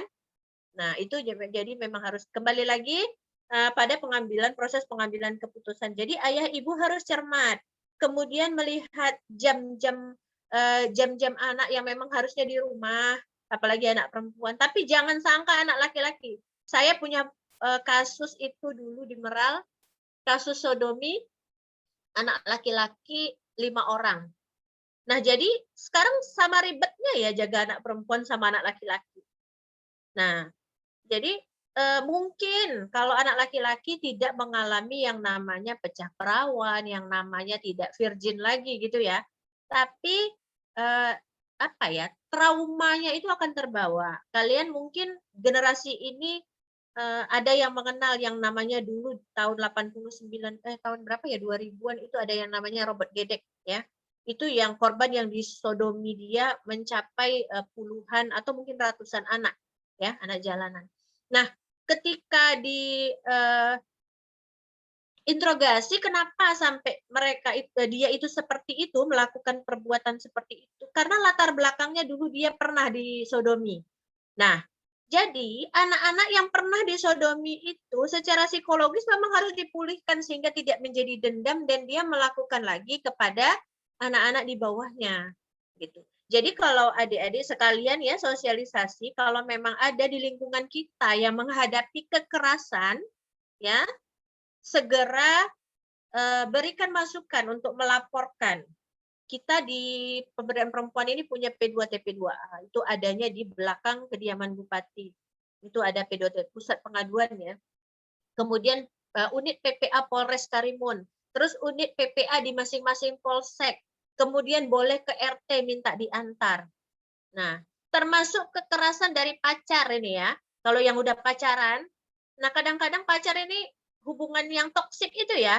Nah, minta diantarkan makanan, yang perempuan suruh riwari sana sini itu ada juga karena sudah ratusan kasus ya yang Ibu pegang. Jadi beraneka ragam perilaku remaja ini sudah hampir hafal ya Ibu ya. Nah, kebanyakan remaja-remaja yang menyeleweng di luar kewajaran itu akibat kurangnya pengawasan orang tua. Tapi tidak berarti orang tua yang sudah baik-baik, udah macam-macam dilakukan sebisanya dia menurut sepengetahuan dia, anaknya juga tetap juga akhirnya menimbulkan masalah. Jadi banyak faktor yang melatar belakangi ini. Nah, jadi yang paling penting dalam hal ini adalah tidak membedakan keluar malamnya perempuan, anak perempuan dan anak laki-laki. Anak perempuan dan anak laki-laki tetap punya risiko yang sama. Seperti tindak-tindak kejahatan, ya dia tidak diperkosa, dia memperkosa. Dia bukan korban penjamretan, dia yang jamret. Tahun 2016, 2017, saya punya pasien itu yang jamret tapi masih SMP. Nah, jadi jangan dipikir anak SMP itu tidak punya pikiran kriminal. Nah, itu juga. Itu kenapa adik-adik mahasiswa sebelum menikah memang harus kuat mental dulu mempelajari beberapa trik anak-anak. Jadi jangan anak lebih pintar daripada adik-adik. Gitu ya. Oke, next.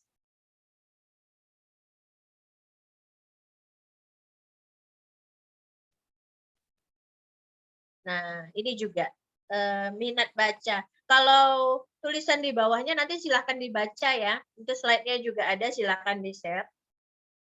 Tentang minat baca ini satu aja saya ini. Coba adik-adik kan punya sosmed nih ya. Ya. Oke, coba bandingkan antara postingan yang cuman bentuknya cerita saja, panjang begitu, sama ada pose begini. Like-nya banyak yang mana? Ya. Nah, seperti itu. Nah, itu contohnya. Kondisi minat baca. Jadi nggak usah saya ini. Jadi kalau misalnya adik-adik coba disosialisasikan minat baca itu. Dan membaca paham ya. Baca paham. Tidak semua buku setebal-tebal itu nih kayak kita punya ini ya data terpilah gender Kabupaten Karimun ya. Nah, ini setebal ini tidak harus dibaca juga. Tapi saat kita punya kebutuhan tentang apa kita pengen lihat. Nah, coba. Nah, coba lihat di website di apa ya di YouTube atau di internet itu ada juga yang tata cara untuk membaca paham, membaca cepat dan paham. Coba seperti itu. Nah, next.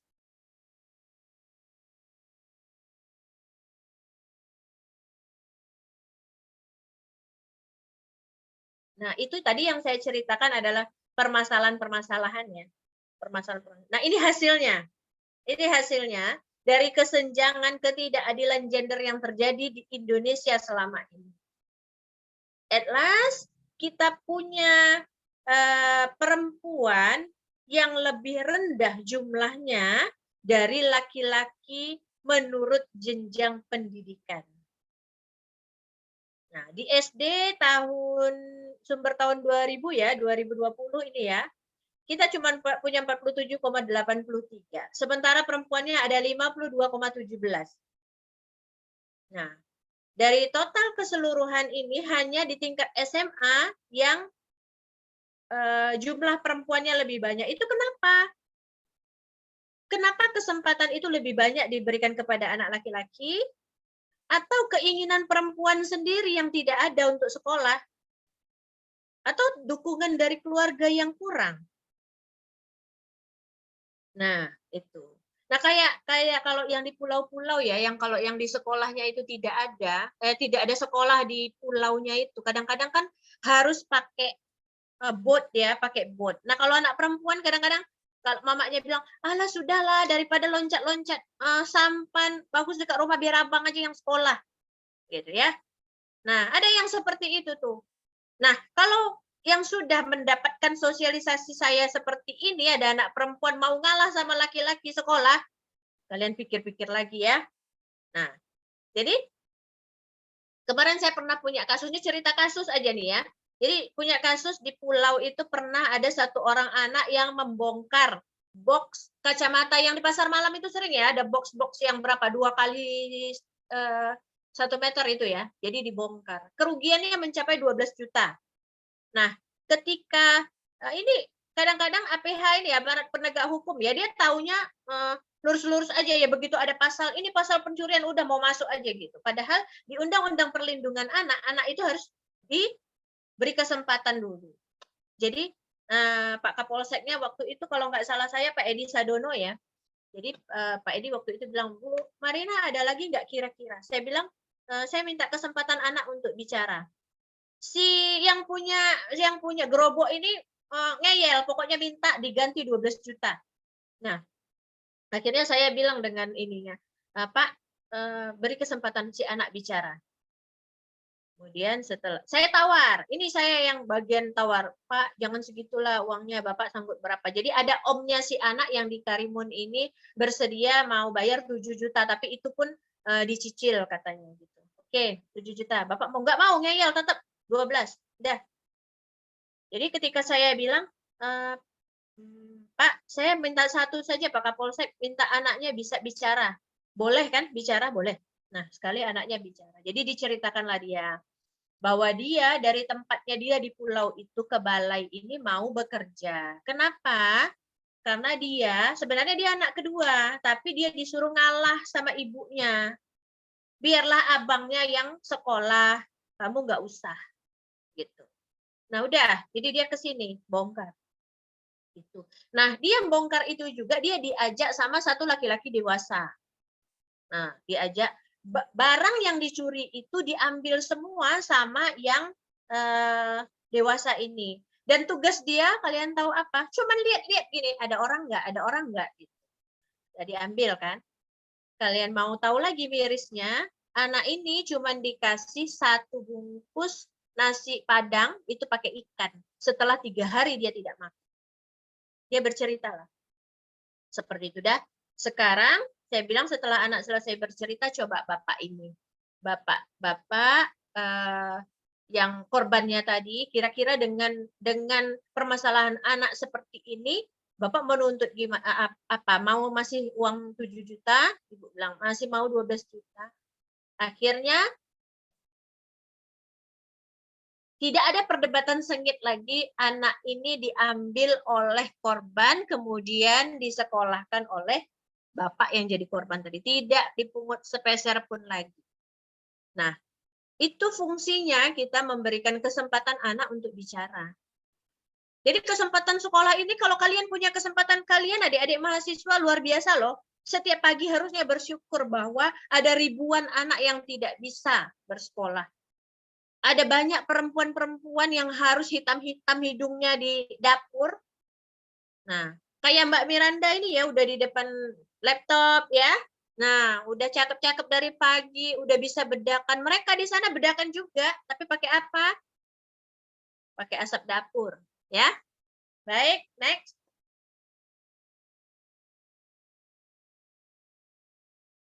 Nah, ini tadi apa? Yang menamatkan pendidikan ya. Akhirnya pada totalnya itu hanya anak laki-laki yang sudah tinggi yang apa ya, yang bisa menamatkan. Anak perempuan mungkin coba-coba dulu, tapi di tengah jalan udah yang kayak tadi saya bilang, ternyata pergi ke sekolah harus pakai sampan, melangkah-langkah sampan tak jadi akhirnya. Nah itu, jadi motivasi lah. Saya lebih besok-besok adik-adik mahasiswa kalau bikin acara pelatihan itu sosialisasi atau apa, coba diprioritaskan untuk adik yang di pulau-pulau, gitu loh. Jadi mereka jarang dapat sosialisasi seperti ini, mana sinyalnya juga tak terjangkau ya.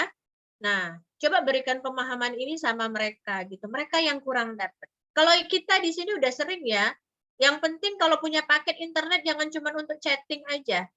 Nah, coba browsing apa-apa yang ini, gitu ya. Oke, next. Nah, ini yang buta huruf. Banyak betul ya perempuan yang buta huruf. Coba 1,47 dibanding dengan laki-laki cuma 0, nah itu kenapa? Ya itu tadi, dari awal yang kita bicarakan itu terjadi kesenjangan dari mulai lahir. Ada lagi kadang-kadang bapak-bapak zaman dulu, saya pernah ngalamin tuh, ada tuh yang kalau lahir anak perempuan semua dia nggak mau ngazanin. Nah, masalah azan aja jadi kesenjangan coba. Perempuan nggak dia azanin, jadi apa nanti? Mudah-mudahan aja ya, nggak diazanin tapi nggak dibisikin setan gitu ya. Nah, ada yang seperti itu. Dulu saya pernah dengar juga ada pengancaman. Ini udah 4 ya perempuan, kalau kau nggak dapat melahirkan anak laki-laki, aku nikah lagi. Tuh ancamannya. Tuh ada tuh zaman dulu seperti itu. Saya nggak tahu ya sekarang apa ada gitu, tapi mungkin sekarang lebih silent ya. Kalau dulu kan memang seperti itu. Nah akhirnya itu si ibu yang perempuan, bibi saya itu nyolong jemuran orang, nyolong batu lesung orang. Apa? Karena mitosnya kalau begitu nanti dapat anak laki-laki. Ya tapi saya nggak tahu ya. Tapi setelah itu anak yang kelima atau saking takutnya dia dapat anak laki-laki. Nah itu. Nah, coba sampai sebegitunya perbedaan perempuan dengan laki-laki. Dan dulu, ini teman saya yang orang Chinese dulu ya. Jadi kalau zaman dulu orang Chinese itu kalau lahir anak perempuan, itu dibuang, diadopsi orang lain. Nah, tapi setelah berkembangnya zaman, ternyata kata teman saya itu, tahu nggak kalau anak laki-laki itu kalau kita sakit, dia tengok dari pintu gitu ya, dari pintu. Oh, sakit dah. Kalau dia banyak uang, syukur-syukur dia belikan durian. Padahal mamanya lagi sakit mah. Ya, kalau lagi banyak duit. Nah, gitu. Tapi untuk dia nungguin, mijetin itu jarang sekali. Biasanya anak perempuan. Jadi makanya kebanyakan sekarang orang Cina sekarang sudah mulai menghargai anak perempuan. Kalau zaman dulu dibuang itu. Dulu ada namanya di Meral itu namanya tempat apek miskin ya dulu zaman tahun-tahun 60 70-an itu ya. Nah, itu sering orang buang anak perempuan di sana. Nah, itu kondisi Karimun di sini gitu ya. Baik. Selanjutnya. Nah, ada beberapa solusi dari permasalahan-permasalahan ini. Contohnya gitu ya, kita sering berkolaborasi dengan dinas sosial, dinas kesehatan. Seperti dinas sosial tahun 2016 itu ada pengadaan kacamata baca untuk para lansia yang ada di pulau. Permasalahannya apa? Nah, waktu di surau itu, kan baca, ada Al-Quran ya keliling. Nah, kacamatanya juga ikut keliling. Nah, gitu. Jadi, itulah yang membuat kami yang bekerja sama dengan dinas sosial waktu itu mengadakan kacamata baca untuk beberapa majelis taklim di pulau. Nah, selanjutnya permasalahan-permasalahan yang tadi kita sebutkan di depan tadi itu ya harus dicarikan solusinya. Masing-masing orang, masing-masing keluarga itu punya latar belakang yang berbeda, punya masalah yang berbeda, maka penyelesaiannya juga berbeda. Nah, kalau misalnya ada yang curhat ke saya, Bu, ini masalahnya apa? Nah, yang tahu permasalahan detil itu adalah orang yang di dalam rumah. Maka penyelesaian itu bisa diselesaikan oleh orang-orang yang berada di dalam rumah. Kita sebagai orang luar hanya bisa memberikan beberapa solusi ya, beberapa contoh seperti contoh-contoh kasus yang pernah saya tangani kemarin-kemarin itu. Next.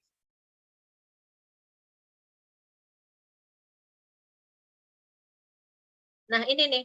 Nah, permasalahan yang harus kita selesaikan sendiri tadi, modeling, yaitu contoh tadi ya, seperti tadi Nurul juga sudah sebutkan bahwa orang tua itu menjadi model orang tuanya. Jadi kalau ada bapak-bapaknya yang ngerokok, itu ponakan saya ada tuh lihat bapaknya ngerokok, dia ambil korok kuping itu, pura-pura buat kayak bapaknya ngerokok gitu.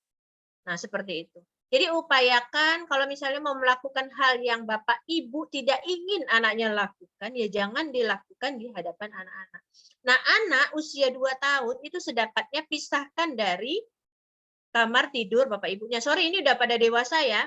Kadang-kadang ada orang tua yang berhubungan seks ketika anak dia satu kamar. Jadi lampu mati, dikirainnya anaknya tidur. Ternyata anaknya melek. Nah, besok pagi dia lihat anaknya melakukan aktivitas yang tadi malam dia lakukan. Itu gimana caranya? Nah, gitu. Jadi sedapatnya pastikan dulu kalau memang tidak ada kamar lain, terpaksa satu kamar. Ya, kira-kira pastikan dulu anaknya tidur apa pura-pura tidur. Gitu. Nah, terus yang lain lagi kebiasaan orang tua di rumah yang tidak dijelaskan. Kenapa Bapak harus merokok? Anak-anak sekarang itu kritis ya. Kenapa Bapak harus merokok? Kenapa Ibu harus marah-marah? Nah, kenapa begini? Nah, jelaskan dengan cerdas. Kemudian mentoring. Nah, itu tadi mentoring itu ya termasuk salah satunya kalau menurut saya bahasa kita itu ya mendongeng ya. Berikan mereka motivasi. Jadilah tempat mereka untuk curhat sehingga mereka tidak curhat ke mana-mana, ke cowoknya kemana. Ini si cowok juga kadang kesempatan ya, begitu ceweknya nangis mulai nyodorin bahu. Udah, nangislah di situ gitu, nangislah di bahuku gitu ya. Padahal solusinya orang tua juga nanti, bukan dia juga gitu ya. Nah, kemudian organizing, ya tadi manajemen dalam keluarga. Bagaimana Bapak atau mungkin ibu atau ibu-ibu yang single parent atau bapak-bapak yang single parent bisa memanage anaknya. Perpisahan, perceraian orang tua boleh saja terjadi, tapi ketika anak diasuh oleh salah satunya, maka orang tua yang kebagian ngasuh anak itu haruslah sehat jasmani dan rohani. Tahu 3 aspek perceraian, bukan aspek perceraian, dalam aspek perceraian yang bisa menggugurkan orang tua untuk menjadi untuk memperoleh hak asuh anak itu ada 3 ya. Pertama, orang tua harus sehat, tidak boleh sakit. Tidak boleh sakit jasmani dan rohani. Ketika orang tua sakit jasmani, dia tidak dianggap tidak mampu. Apalagi sakit rohani. Misalnya ibunya peminum, pemabuk, pernah berselingkuh, ya itu jadi catatan pengadilan untuk tidak memberikan hak asuh kepada ibu. Nah, ya cacat rohani dan jasmani ini. Terus punya hobi minum-minum misalnya gitu ya. Kemudian tidak mampu secara ekonomi. Nah, makanya adik-adik yang perempuan, ya kalau sayang dengan anaknya ketika terjadi perceraian, kepingin ambil anaknya, pengen jadi ini, ya harus mampu. Kadang-kadang bapak-bapak ini, kadang-kadang kalau sudah cerai, jarang yang mau ngirim duit. Itu banyak terjadi laporan-laporan. Nah, banyak, apalagi kalau sudah ada emak baru. Nah, emak baru butuh lipstik baru yang lebih mahal. Ya, butuh alis baru, namanya juga emak baru, lebih muda, ya. Nah, seperti itu. Jadi harus lebih kuat. Nah, tapi saya rasa adik-adik mahasiswa tidak ada ya yang bercita-cita seperti itu. Oke. Nah, itulah tadi 3 faktor yang membuat orang tua kehilangan hak asuh. Nah, perceraian itu memang buruk. Perceraian memang buruk. Tapi lebih toksik lagi ketika hubungan dalam rumah tangga itu tidak harmonis. Misalnya bapak ibunya ya mau tidur, handphone satu madep sana, satu madep sini. Pernah lihat yang begitu? Ada orang tuanya yang begitu? Nggak ada ya. Di sini baik-baik semua kan. Ya Pak Lurah Tebing ya Pak ya. Ada kasus begitu Pak. Oke. Nah seperti itu. Kemudian gini, nah udah dimasakkan di rumah, makanya di luar misalnya gitu ya. Tidak bertegur sapa di dalam, apalagi sampai melibatkan anak ya dalam permasalahan-permasalahan seperti itu kan ya. Kalau memang seperti itu. Nah,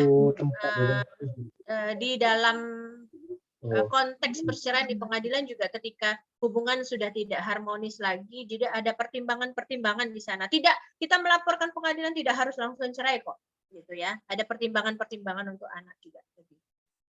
Baik, untuk semuanya ini ya kita simpulkan bahwa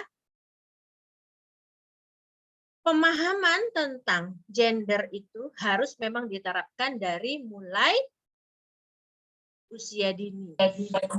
Usia dini itu dari mulai 0 tahun sampai dengan tidak selesai sampai kalian dewasa, sampai menikah, sampai tua, karena di dalam gender itu ada lansianya juga. Nah, gitu ya. Jadi kayak misalnya untuk penanganan lansia yang laki-laki dengan perempuan itu kan alat pipisnya beda ya. Nah, fasilitasnya juga beda. Itu jadi ada ininya. Terus mungkin saya jelaskan sedikit fasilitas-fasilitas yang gender di, nanti coba cek di kampus terus di kantor ya mungkin Pak Lurah ya. Mungkin di perkantoran, kemudian di, aduh udah keluar pantun ini. Berarti saya udah di kode suruh keluar ya. Jadi begini Pak Lurah ya. Jadi di sekolah, di kampus, di kantor, itu kan sering ada WC ya, mungkin sudah terpilah, mungkin sekarang banyak udah terpilah laki-laki, perempuan. Nah coba dicek, apakah pintunya ke dalam atau keluar. Nah itu gender juga. Kalau yang namanya pintu gender itu bukanya keluar. Kenapa? Kejahatan cenderung terjadi di dalam WC, ya. Seperti kita ketahui biasanya WC nun jauh di belakang, pasti di belakang. Cuman di 21 kalau nggak salah saya yang WC-nya itu agak ke depan. Kalau di sekolah-sekolah, apalagi di SMK, biasanya jauh di belakang. Nah, itu cenderung terjadi kejahatan. Karena saya dulu waktu sekolah, saya juga kadang-kadang sering manjat tuh ke sebelah, lihat orang itu ya. Itu dulu saya. Kalau sekarang saya nggak berani manjat-manjat kayak gitu lagi. Nah, seperti itu. Jadi cenderung terjadi seperti itu. Jadi kalau pintunya keluar, jadi kalau terjadi tindak kejahatan di dalam, itu bisa didorong keluar, gitu. Nah, itu lebih mudah ya. Terus pintu. Handle pintu, jangan handle pintu yang bulat. Handle pintunya itu yang pakai tangka itu ya. Karena kalau orang yang tangannya licin ya namanya juga orang habis pegang air ya, cebok atau apa gitu kan. Itu kan licin kalau dibuka. Dan cenderung nanti bisa terkunci dari dalam. Nah, itu contoh. Kemudian tangga-tangga yang saya bilang tadi. Apakah orang difabel bisa naik kalau kita punya sekolah atau tempat lokasi itu tinggi? Difabel nggak bisa ya, harus dibopong berarti. Nah, dibantu. Terus ada lagi fasilitas-fasilitas yang merupakan apa ya? Kayak ruang menyusui ya di kampus. Di Unri ada nggak ruang menyusui? Di kampusnya. Ada Mbak Miranda, ada ya? Ya, berarti sudah gender. Sudah gender. Jadi, nah silahkan nanti setelah ini adik-adik yang mau nyusun tesis atau apa, itu bisa juga. Di dalamnya apakah udah gender apa belum fasilitas yang ada di dalamnya. Nah, itu bisa dilihat. Nah, yang gender itu yang seperti apa? Yang bisa digunakan oleh perempuan, laki-laki, difabel, anak, dan lansia. Nah, itu yang sudah gender. Nah, kalau yang tidak bisa digunakan ini berarti tidak atau belum gender. Nah, itu. Berikan pemahaman ini juga pada anak-anak. Ya, pada adik-adik kalian. Nah, coba kalau saya rasa cukup ya ini. Bolehlah dikeluarkan tadi yang pantun, Mbak Dini. Oke. Beli durian di Pulau Bintan. Tak lupa memakai masker. Mari bersama kita bergandeng tangan, tingkatkan pendidikan berkesetaraan gender. Nah, ini yang bikin Mbak Dini ya, bukan saya. Terima kasih Mbak Dini udah ini bikinin ini. Nah, kalau memang masih ada sesi lain untuk pertanyaan, silahkan. Kalau mau di-close, nanti silahkan juga bisa japri atau lewat Mbak Dini, bisa minta nomor handphonenya. Nanti kita sharing di luar room ini. Baik, untuk segala kesilapan yang sudah saya bicarakan tadi, murni dari saya. Adapun semua kebaikan-kebaikan tidak lepas dari kesempatan yang Allah berikan. Mohon maaf atas segala kekurangan. Wabillahi taufiq wal hidayah. Wassalamualaikum warahmatullahi wabarakatuh. Selesai ya? Baiklah, terima kasih kepada Ibu Kyusu Marina, SE MMPUB atas pemaparan materinya. Selanjutnya kita akan memasuki sesi tanya jawab. Kepada para audiens, jika ada yang ingin bertanya, saya persilakan.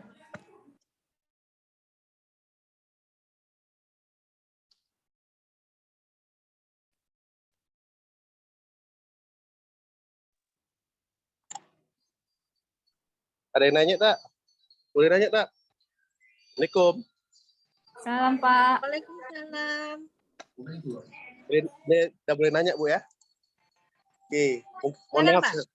Ya mohon maaf, mungkin ini tadi agak terlambat ikutnya. Ya, ini Assalamualaikum warahmatullahi wabarakatuh. Waalaikumsalam warahmatullahi wabarakatuh. Ya, mungkin pertama ini kan kita bahas tentang kesetaraan gender, ya Bu ya. Mungkin tadi saya memang terlambat masuknya, mungkin ikutnya juga agak terlambat, mungkin pemahaman saya juga mungkin agak terlewat. Jadi sekarang kan kesetaraan gender, dan sekarang juga mungkin permasalahan juga, mungkin kalau yang kita dihadapi di masyarakat, kesetaraan gender itu tadi seperti Ibu bilang ya tidak semuanya. Tapi saat ini karena adanya anonim kesetaraan gender, jadi setiap semua perilaku yang dibuat laki-laki maupun perempuan itu dikatakan sama, ya. Tapi kan tidak terlepas kesetaraan gender itu harus sesuai dengan adab agama, ya. Kadang ini permasalahan kami, kalau di kelurahan itu kan ada namanya ahli waris. Ahli waris itu tidak akan pernah bisa sama antara perempuan dan laki-laki. Nah, itu yang pertama. Yang kedua, sekarang ini mungkin kalau kita bilang, kalau di kota-kota besar, sudah ada namanya nanti gender ini, khususnya kalau untuk ibu-ibu perempuan itu, yang ada namanya ruang menyusui. Cuma tadi Ibu ada tanya, di kantor lurah gimana? Kalau memang kantor lurah sampai saat ini memang hal-hal itu yang memang belum bisa kita penuhi kondisinya, ya. Untuk perempuan dalam arti kata tadi standar gender untuk perempuan itu mungkin dari WC-nya, tempat menyusuinya, itu harus sudah ada sebenarnya, ya. Dalam MDGs untuk government itu memang sudah dijelaskan. Kita harus ada standar untuk perempuan, ya. Jadi saya mohon masukannya, ya. Kalau memang seperti apa sebaiknya gender itu, karena kalau gender yang sekarang itu pemahaman wanita itu berbeda. Jadi kalau dia wanita itu harus sama persis seperti laki-laki, apakah seperti itu atau tidak? Seperti apa solusinya? Mungkin itu aja Ibu. Terima kasih. Assalamualaikum. Assalamualaikum warahmatullahi wabarakatuh. Baik, langsung saya tanggapi ya Pak Lurah ya. Jadi begini Pak, kesetaraan gender ini udah lama mungkin ya digaungkan ya. Saya juga mungkin kalau bukan aparatur pemerintah yang dipercayakan di sini mungkin tak payahlah saya megang ini menjelaskan ya Pak ya. Gitu pula ya Pak ya. Jadi begitu, memang karena kami dipercaya untuk menangani untuk skala kabupaten untuk kesetaraan gender. Jadi ada beberapa komunikasi Bapak ke kami tadi tentang permasalahan ahli waris gitu. Sebenarnya gini, tentang ahli waris ada beberapa hal ya sebenarnya yang berbeda nih rule-nya, aturan agama lain, aturan negara lain. Seperti contohnya satu waris, kedua aturan hukum pernikahan itu berbeda-beda ya Pak ya. Jadi karena ini uniform yang kita pakai ini kenegaraan, maka kita pakailah aturan kenegaraan. Tapi tidak menutup kemungkinan karena aturan kenegaraan juga biasanya itu kan diadopsi dari aturan-aturan agama. Ya Pak ya. Jadi disesuaikan. Pemerintah juga tidak mau jadi sampai kontroversi nih antara informasi peraturan agama dengan peraturan negara. Nah, contohnya sekarang ini kontroversi ini juga Pak ya, selain ahli waris ini tadi, poligami ini yang lagi marak ini Pak. Jadi sampai ada mungkin beberapa daerah itu yang nikah bawah tangan ya. Nah menurut pengakuan mereka itu memang mereka berkeyakinan bahwa itu diatur dalam agama bisa sampai 4 ketika adil. Ya, ketika adil. Dan kita sendiri sebagai aparat pemerintah juga nggak bisa ujuk-ujuk pendatang, oh nggak bisa ini haram. Orang marah sama kita ya Pak ya. Nah, karena pernikahan itu kan pada dasarnya memang pertama itu pada Tuhan mereka masing-masing. Nah, baru diselesaikan dengan administrasi kenegaraan, gitu ya. Nah, jadi saya pikir memang harus kita memilahkan karena dari zaman dulu terbitnya undang-undang ini sampai dengan sekarang memang ada 2 rule, yang mana yang mau kita pakai ini. Nah, gitu. Jadi konsep penyelesaian bahkan di kepolisian di aparat hukum sendiri pun sekarang mengedepankan asas kesepakatan ya daripada penegakan hukumnya. Sepakat dulu. Nah, ini apakah masalahnya mau diselesaikan jalur hukum mana? Misalnya seperti itu. Gitu. Jadi lebih pada kemanusiaan. Itu tadi. Nah, jadi sebenarnya memang jadi dilema kita. Kalau saya pernah diserang waktu dalam tanda kutip diserang di Moro ya Pak ya, ketika saya bersosialisasi. Jadi ada yang tanya, Bu, ini ada anak, bapaknya orang Malaysia, ibunya orang, kan banyak nih Pak, orang-orang kita di pulau itu yang menikah dengan orang luar ya. Jadi, Bu, ini anak ini nggak punya akte karena dipersulit.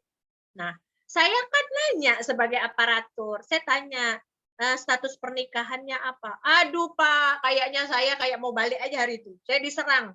Jadi ibu jangan nanya pernikahan orang mau sah atau tidak, bukan ibu yang mengesahkan. Waduh begitu ya. Sampai waktu itu zamannya Pak siapa itu ininya Bu, maaf ya Bu ya, maaf dia di sebelah saya. Nggak apa-apa saya bilang. Biasalah masyarakat memang seperti itu ya.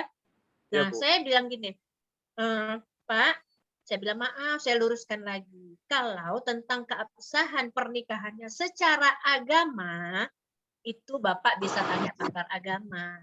Nah, saya posisinya duduk di sini sebagai orang yang ditugaskan oleh negara. Saya gitu. Nah, yang saya tanyakan itu adalah dokumennya. Karena yang Bapak tanyakan itu adalah dokumen anak kan. Kalau anak jelas misalnya Bapak jalan di pasar dengan anak Bapak. Saya tanya Bapak, Pak, ini anak Bapak. Tentu Bapak, kalau memang anak Bapak, iya ini anak saya. Apa saya bilang, mana suratnya? Benar nggak anak Bapak? Saya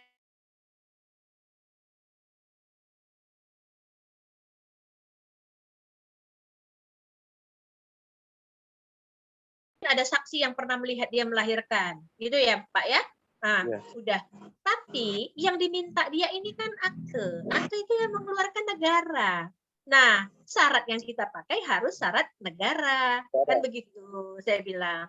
Bapak boleh menikah, mau ikut aturan agama boleh, saya bilang. Tapi untuk apa-apa yang Bapak tuntut secara kenegaraan, ya ikut rule negara. Waktu itu yang saya sampaikan. Maaf, waktu itu ya memang itu saja yang spontan saya sampaikan gitu ya. Jadi memang kita sebagai aparatur memang ada hal-hal yang kita tak bisa campurkan antara agama, aturan agama dengan ini. Nah, kemudian masalah fasilitas tadi ya Pak ya. Nah, jadi gini, Bapak pernah dengar nggak GAP GBS? Gender Budget Statement ya? Nah, pernah ya? Nah, Pernah, Bu. itu alat ukur Pak. Itu alat ukur. Jadi gini, setiap tahun biasanya kantor lurah itu ada rehab. Ya, ada biaya rehab gitu ya. Nah, untuk menjadikan WC Bapak itu gender, WC yang di kelurahan itu gender, itu Bapak tidak perlu menambah biaya yang besar. Cukup balikkan handle WC itu dari yang masuk ke dalam jadi keluar. Nah, itu saja. Kalau memang ya saya nggak tahu kalau kayak tukang apakah dia bisa membalikkan yang itu ya, Pak ya. Nah, bisa. Nah, itu kalau bisa dibalikkan itu saja sebenarnya. Kemudian posisi WC, kalau posisi udah jauh di belakang mungkin susah kita mau tarik ke depan ya Pak ya. Nah, tapi usahakan aksesnya itu jangan sampai sepi di belakang. Nah, ibu-ibu kita kadang-kadang kalau di belakang itu takut ya sendiri. Terjadi pelecehan paling sering di WC. Nah, jadi itu diantaranya. Nah, terus fasilitas-fasilitas lain yang gender itu nanti bisa dipelajari. Nah, nanti untuk pemahaman apa-apanya yang lain bisa kita kopikan. Ini ada perda ya, perda tentang gender yang sudah kita buat dari tahun 2015. Juga adik-adik mahasiswa juga bisa nanti dikopi tentang isinya, tentang bagaimana membuat GAP GBS, ya, tentang aturan-aturannya masih bisa difotokopi. Karena dengan keterbatasan anggaran kita, maaf ya Pak, tak bisa kami berikan yang berwarna. Jadi tahulah kita nih kan refocusing gitu ya. Jadi begitu. Oke Pak, jadi kira-kira ada lagi Pak? Mungkin itu aja Bu, terima kasih Bu ya. Baik, makasih Pak. Iya. Baiklah, terima kasih kepada Pak Lurah atas pertanyaannya dan juga kepada Ibu atas jawaban yang telah diberikan. Apakah masih ada yang ingin bertanya?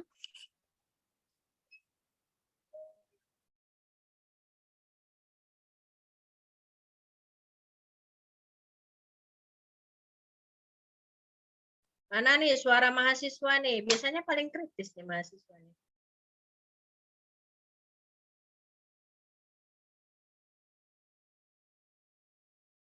Baiklah, saya ulangi. Apakah para audiens masih ada yang ingin bertanya?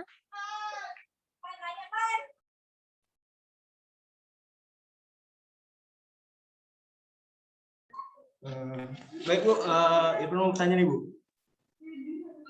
Jadi bagaimana cara kita untuk meningkatkan minat baca pada anak usia 6 sampai 12 tahun Bu? Karena yang saya lihat sekarang orang anak-anak itu banyak main gadget Bu, banyak main HP sekarang. Jadi bagaimana kita bisa meningkatkan minat baca anak-anak tersebut? Terima kasih. Ini dari Saudara Irfan ya? Oke.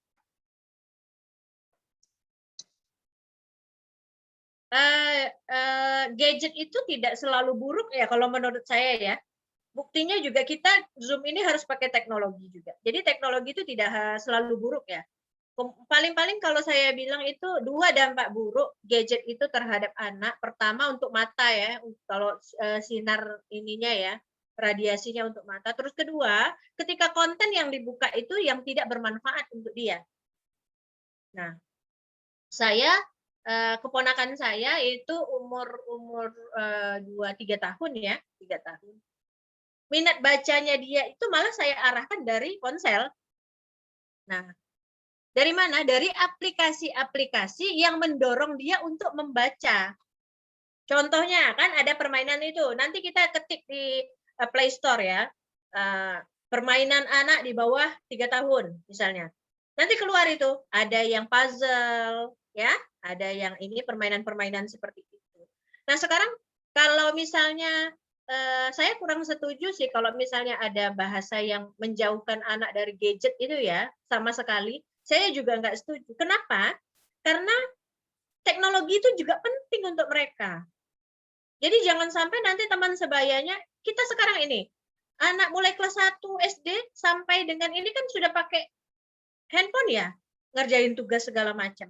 Nah itu yang karena apa ya, konteks kita yang mentabukan anak untuk handphone, itu jadi yang repot orang tuanya sekarang. Iya nggak sih Irfan ya? Nah, jadi orang tua yang kerja, orang tua yang bikin tugas share gitu. Kenapa tidak anaknya yang diajarkan untuk ini loh nanti share, ini loh begini. Kalau memang di awal-awal mereka salah ya wajar. Guru juga harus paham bahwa anak juga kan masih belajar. Artinya mereka jujur, bukan ibunya yang kerja di rumah.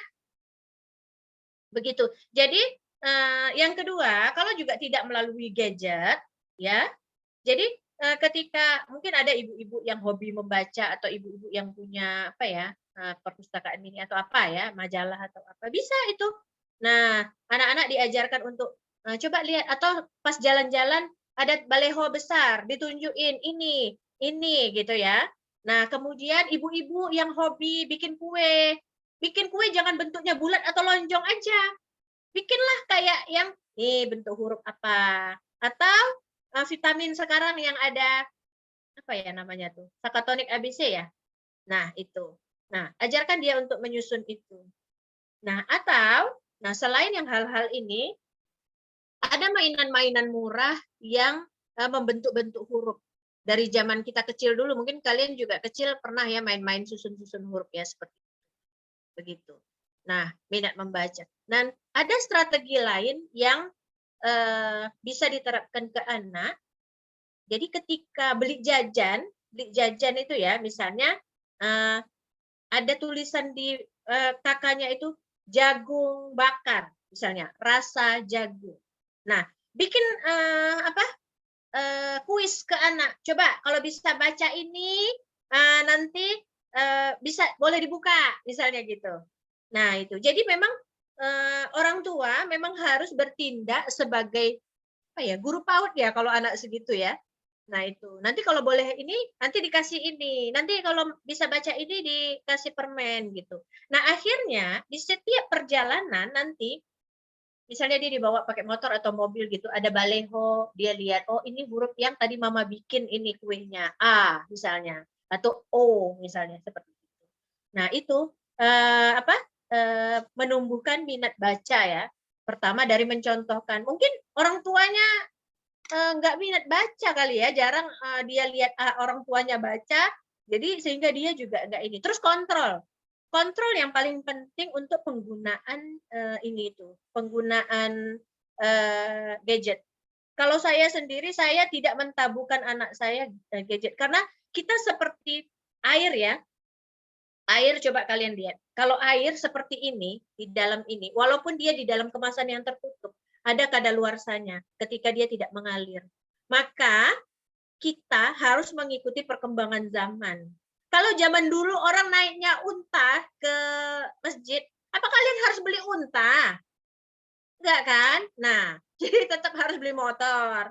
Begitu. Jadi ikuti saja arus selagi memang niatnya. Karena nanti di akhir zaman, ketika kita bertemu dengan pencipta, bukan pendapat orang lain yang ditanyakan, tapi bagaimana niat kita. Ya, orang lain boleh lihat kita sebagai pendosa atau orang lain bisa melihat kita salah.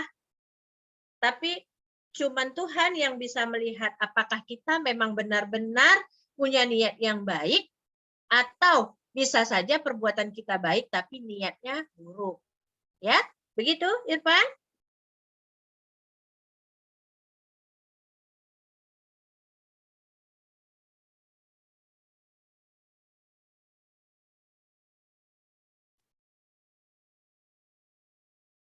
Mana Irfan tadi? Cukup atau ada lagi? Udah cukup, Bu. Cukup ya? Ya. Ya, makasih Kira-kira banyak. ada lagi yang lain? Atau pada malu-malu? Atau ada yang belum sempat gosok gigi tadi pagi ya? Belum sarapan? Bu, ini ada yang bertanya dari room chat, Bu. Iya, ini Ibu sedang baca desain interior Telkom ya, Telkom University ya. Iya, Bu. Intinya begini, ini siapa sih namanya tadi?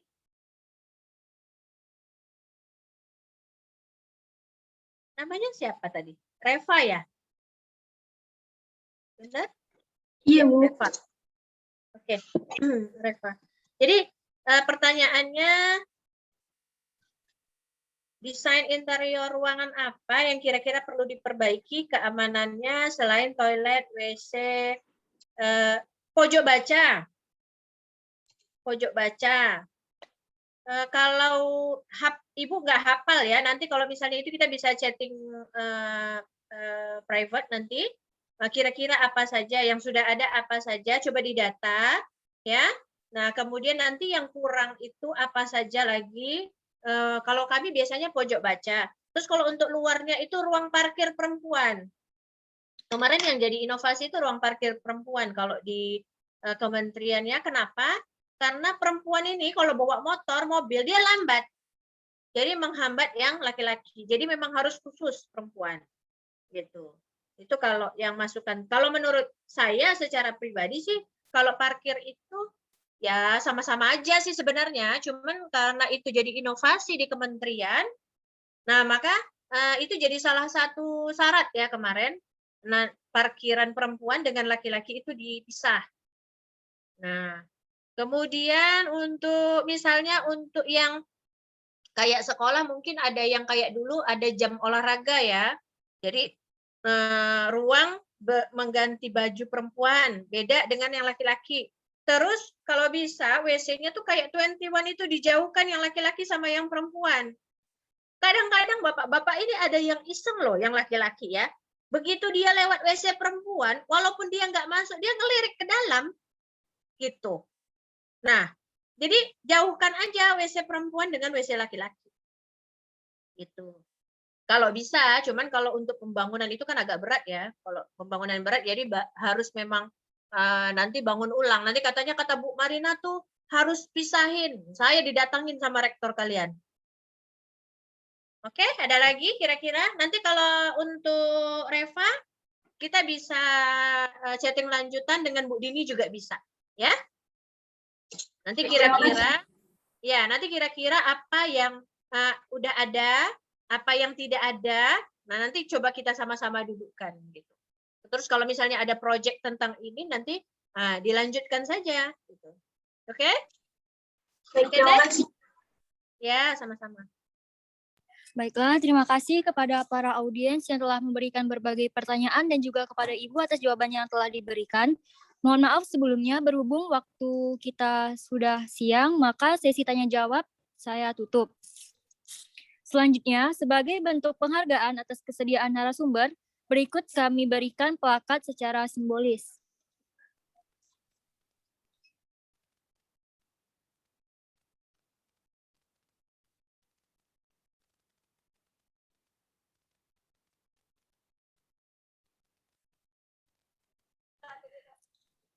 Terima kasih kepada Ibu atas kesediaan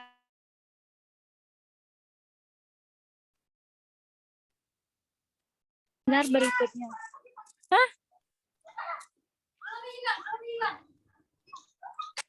Mohon maaf, saya ulangi. Terima kasih kepada Ibu atas kesediaannya menjadi narasumber pada seminar kali ini dengan tema gender dalam dunia pendidikan. Semoga kita dapat bertemu kembali di seminar-seminar berikutnya.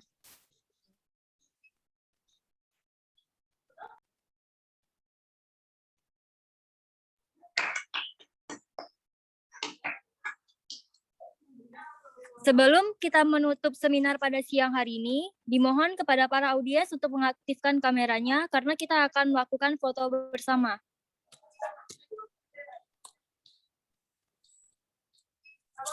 Saya ulangi, sebelum kita menutup seminar pada siang hari ini, dimohon kepada para audiens untuk mengaktifkan kameranya karena kita akan melakukan foto bersama.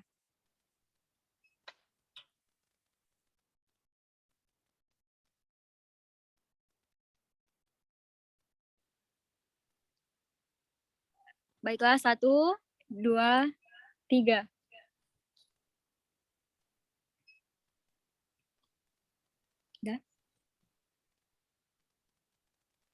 Baiklah, terima kasih kepada para audiens atas partisipasinya pada seminar kali ini. Saya selaku moderator mohon maaf apabila ada kesalahan dan kekurangan selama seminar berlangsung. Saya akhiri dengan wassalamualaikum warahmatullahi wabarakatuh.